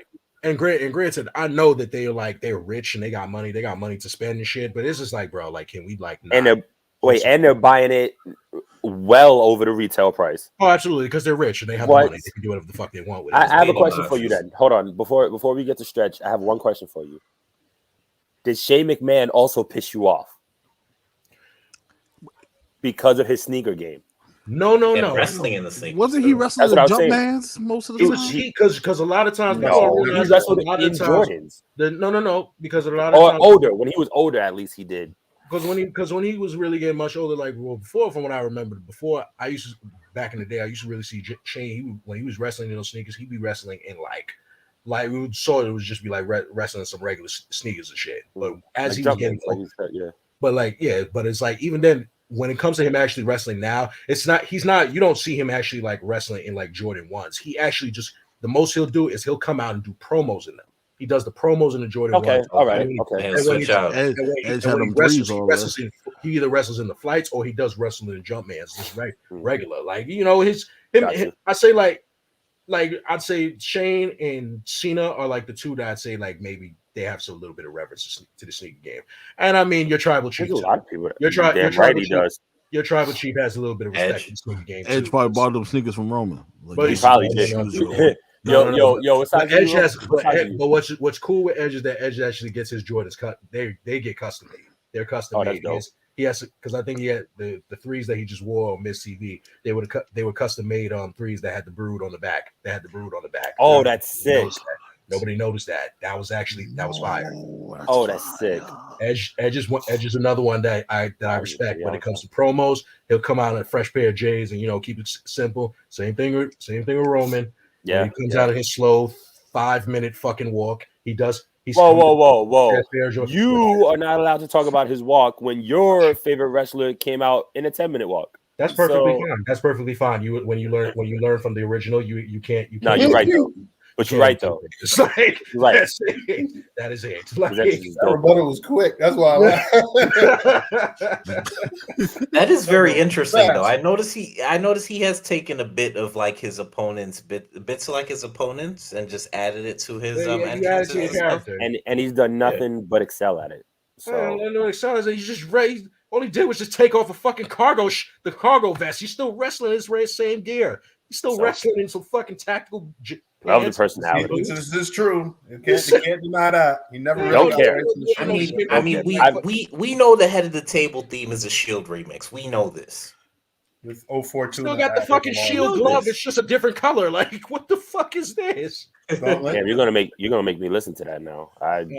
Right, exactly. You have to, listen to it because even when it's the Shield theme song with 042 in it. 042. It is. No, he's not even joking. It's 042. He's not even joking. Yeah. All right, I gotta check that. Stretch. Also, quick about the same song though. If you listen to when he does like the long leave, when he's you can listen to like the break of the song, and you hear the Shield portion when they break the song. All right, I gotta check it out. So definitely listen to it. Yeah, you gotta listen to it. Stretch. I got two, and I look at the current superstar, and it's ironic because I'm not a huge fan of Von Wagner, but I hated the Beverly Brothers even more. Oh wow! The Beverly Brothers wearing the purple like graduation robes, and they'd walk to the ring with their bleached blonde hair, and their manager was the genius who always had a rhyming poem, and I hated the Beverly Brothers as a kid. I looked at them, I was like, they look so terrible in those outfits, but I'm not like a huge fan of Von Wagner. Von Wagner. Say that 5 times fast. But his father is actually, I think it was Bo Beverly, who was. Wow! I didn't know. He's a second generation star. A lot of people That's look crazy. at him and remember that. So that's why you hate him. One. I look at him and I see the Geico caveman. Oh, the caveman! Oh no, he's not wrong. No, he literally looks like the Geico caveman. Yeah. No disrespect to his family. Throwback, the chromatin like brow that he has. That's crazy. Oh my God, him and Cameron Grimes would have been a great team. They both look like oh my God. Oh, the caveman duo. No, don't do it. The oddities 2.0. But if I had to pick one, and our mutual friend Gambali knows this, I hated Santino Marella in the Cobra. Really? Hated. Yes, I knew this too. You told me. Hated the Cobra. I can understand the Cobra. Every time he pulled out that green sock, I was like, "Oh God, get him off my television, kill it." I would hope for somebody to. That's why I was a fan of Kevin Nash's comeback. Kevin Nash got the jackknife from on Raw, and I was like, sold. Kevin Nash can do no wrong in my eyes from this point on. I was always a huge Kevin Nash mark, and that solidified it. I could not stand the Cobra when I first saw him do it. I was like, did he just pull out a green sock out of his pants and not even a snake and did this and hit the guy and he sold it? And I was like, oh, this is terrible. Nah, we need him and Cornette to get in the ring, bro. And he was Cornette. That heat is real. That's the sad thing about Cornette smacked the fire out of him and FTW, he said. And they got into a real fight. And they till this day. And they gave don't him like each other. In the old OVW, they gave him like the old Russian destroyer character. He was Boris Alexiev. And I saw him like relegated to like what Santino Marella morphed into when he became like this absolute goof. And when he would do that stupid walk to the ring, I was like, oh God, I can't. The power walk. I can't stand him. I can't stand him. He grew on me a little bit after, like when he. So what you're saying is that you're a Santina fan and Miss WrestleMania is your thing. I thought that was even worse. Don't even bring up Santino Marella. That was even worse. Sorry, putting him in drag and having him win Miss WrestleMania is a terrible idea. Horrible. Oh, that's almost as bad as Ellsworth helping Carmella to win their Money in the Bank. First ever women's Money in the Bank, and a man wins it for a very small. So real quick, that was so stupid. The Chinless Wonder. The Chinless. The night he beat AJ Styles, I don't think anybody saw that. The night she beat Oscar when he was in. That's when SmackDown. Oh my God! But that's why SmackDown has always been good, because even SmackDown Live, when they really were going for it, was really fucking good. All right, so there's a couple comments I just want to touch on. Anthony said, "As a white man, being on a podcast with Ronnie and meeting a bunch of different podcasts have opened my eyes more and was truly enlightening." Said, get those followers to Rodney right now. Like, for real. Yeah, appreciate it, boys. Courtney said, "You are seen and you are heard." Also, she said, "My guilty pleasure is Danny Limelight and Matt Taven," but she fails to mention that that's not a guilty pleasure. She wants that man. Danny? Danny Limelight. Yeah, she is huge. I had the pleasure of calling one of Danny's matches before. Nice, dude. I'm jealous. That is the one thing that I want. I'm dying to do. I want to commentate so bad. We'll get you there. We'll figure it out. We'll figure it out. We're gonna get you there. Jessica said that her favorites were Taker, Kane, DX, and The Rock. Good taste, man. Great taste. And that crucified someone, a pyromaniac, and guys. Yeah, that's fine. That's fine. Very good. He did it for the greater good. Very good. Wait, are you saying he did it for The Rock? No. Rikishi did it for the So good. Actually, you should get his flowers too, because Rikishi's the man. Jessica said, "Love the show, guys. Headed for bed. Have a great night. Thank you for coming on, Jess. Thank you so much. We really appreciate you." Thank you. And Courtney also said, "Good night, y'all. Love. Have a great week." So. Alrighty, that has been. We've almost done a 3-hour show. That might be the longest show we've done to date. We've ever done. I'm sorry. No, don't apologize. Sorry at all. No, we're not sorry. We've all had long days. We have attempted so many times to regulate time, and at this point, it's the show, so they can watch this in pieces if they need to. Yeah, obviously, this was really an episode that was so long overdue, and we just never knew. We just never knew exactly when we wanted to do it. Exactly, on the fans, because the reason why we always back, because fans always was doing something to piss us off even more. So we had to just like double back, let it pile up, and just be like, you know what? No, we're just gonna wait. Let's wait. It's definitely been like 2 years in the making, though. Oh yeah, for sure. Since we started, honestly. But Rod, and I know Chris isn't here, but we thank you guys so much. This has been Thank you. This has been man. Listen, this and I'm not shunning any of our other previous guests, but just based off of the length alone of this episode, like this was so much fun, and we will definitely have you guys on again.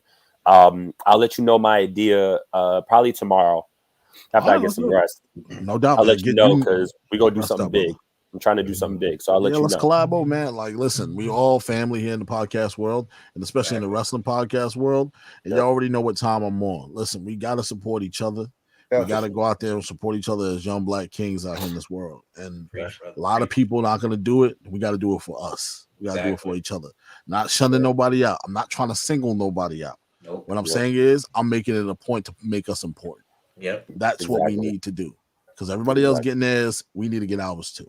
For sure. So let's make that a point. Let's everybody got to win. Yeah, if I'm winning, you winning. That's how we got to do it. Absolutely. So you can find Chris at Chris DeCarlis, right? Did I say that right? Absolutely. So Chris DeCarlis, he's on Facebook. Sir, I'll let you plug your own. Man, you can find me on Facebook at Rodney Harris. Or Harris Rod.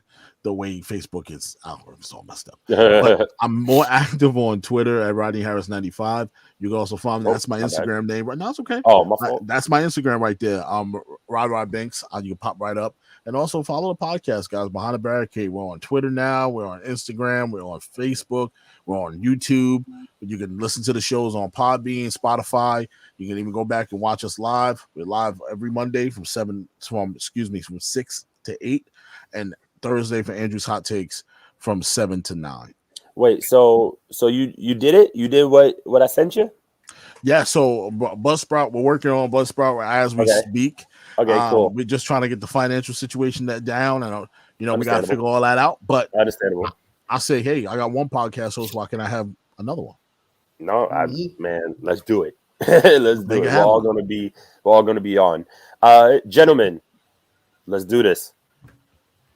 Well, you guys know where you can find me. We're down at the bottom right there. You can find me on Instagram at Jador Sapio, and you can find me at Twitter at Jador Stretch. You know, it's late. I would do the old Kevin Nash from WCW Nitro video game, Thunder video game. But it's late. I'm tired. Just follow me. Follow me if you can. Oh, man. It's down there. You guys saw it. As you already know, here we go. Quiet Storm QS. You can follow me on Instagram and Twitter at Forever Thief, and that is the way it is spelled. Pardon the voice, part of the you are never going to let me live that down, are you? Yeah, right. Pardon the voice. Pardon the voice. I mean, you can also listen to him on Power 105. Stretch. Granted, Stretch that you're like 6'5", 6'6", and you wish that you had this melodic voice. This was probably. I didn't find the Radio Al Green to bite me. So radioactive Al Green bite me on my arm and give me velvety voice powers. It's fine. It's fine. He bit him, and QS was like, I know. What I do know is that this velvety voice, it will get you places. Oh my God! They're gonna start busting out singing, "Close the door." No. I'm waiting for the moment he gets tired of like us recording, and he's like, "Turn off the lights." Turn them off. Turn them off. But seriously, follow me. Follow him and love TKO on Twitter. Yeah, follow me on the platforms. Like I said, as always, thank you everybody for tuning in. Thank you as always. Subscribe to all our channels. Keep on. We appreciate you, D'Angelo. We appreciate you. I mean, don't bring out D'Angelo because this is I'll turn it into a whole other segment. Listen, oh my God. Look, that'll be a whole. We can't anymore. It's late. Women are trying to sleep. Like, come on. Or maybe not. Or maybe not. See, true.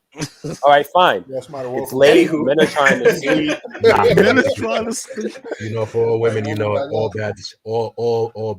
After 12 o'clock. I'm just all right. So relax. No. Right. Well, as for me, you know me. This is the commish. It's Striker Dragoon. Instagram, Twitter, Twitch, usual shit. I'm streaming a lot more lately. I'll put up a poll, pick one of the new games. I got Guardians of the Galaxy. I got Ghost of Tsushima that I haven't touched yet. We're actually going to start playing Halo Legendary soon. Edition, where we're gonna run Kay through. are supposed to do a Halo run for the whole campaign throughout the whole series. Yep. So Infinite, I think, dropped this week as well. Halo Yes, Infinite sir. dropped this week. So we're gonna be running through all of that. Definitely follow us. The Council Commentary Twitch, dude. I got and that. my Twitch, Striker Dragoon Twitch. You already know. Collaborations, you know all that. But yeah, definitely follow me. That's it. And as always, here we go. am at what? I'm at Mr. Marvel 87 on Instagram and Twitter. My Twitch isn't up yet, so but it is Mr. Marvel _80 or Mr. _87 Marvel 87 something. I'll have it up eventually, something like that. Right. As always, you can follow us on Facebook, Twitch, Instagram, and TikTok at the Council of Commentary. Our Twitter is at CO Commentary. And as always, you can follow us, like, share, subscribe, comment, do everything. YouTube, Apple Music, Spotify, Google Podcasts, Audible, iHeartRadio. All you have to do is Google the Four Corners of Commentary. We're the purple ring with the 4 commentary desks. That's a little confusing. But outside of that, we appreciate y'all so much. Excuse me. And also, quick ad. Please make sure you like the videos on YouTube, especially. Yes. We have to get into the algorithm. So if you love what we do, please if you love what Behind the Barricade does, for everybody, please follow them. Definitely follow us both. Follow everybody. Follow everybody on here. Everyone that you saw it tonight. Like this video, share this video, subscribe. Like I said, the goal is before this year is done, we're trying to get to 200. Let's see if we can try to break that. We're gonna try to final push, man. We got 3 more weeks. We can do it. So definitely like the video. Please like the video. That's very important. And honestly, let us know your opinions. We would love to hear them, even from our. Definitely check out season 1. There's a lot of good stuff on there. Also, look, we always got a lot going on. Special announcement next week. Next Monday will be our episode. It will be at 8:30, and we are going to have Sir Wilkins from the Jabbateers podcast. Can't wait to have him on, brother. I'm real excited. But as always, we are the Four Corners of Commentary, and we are out.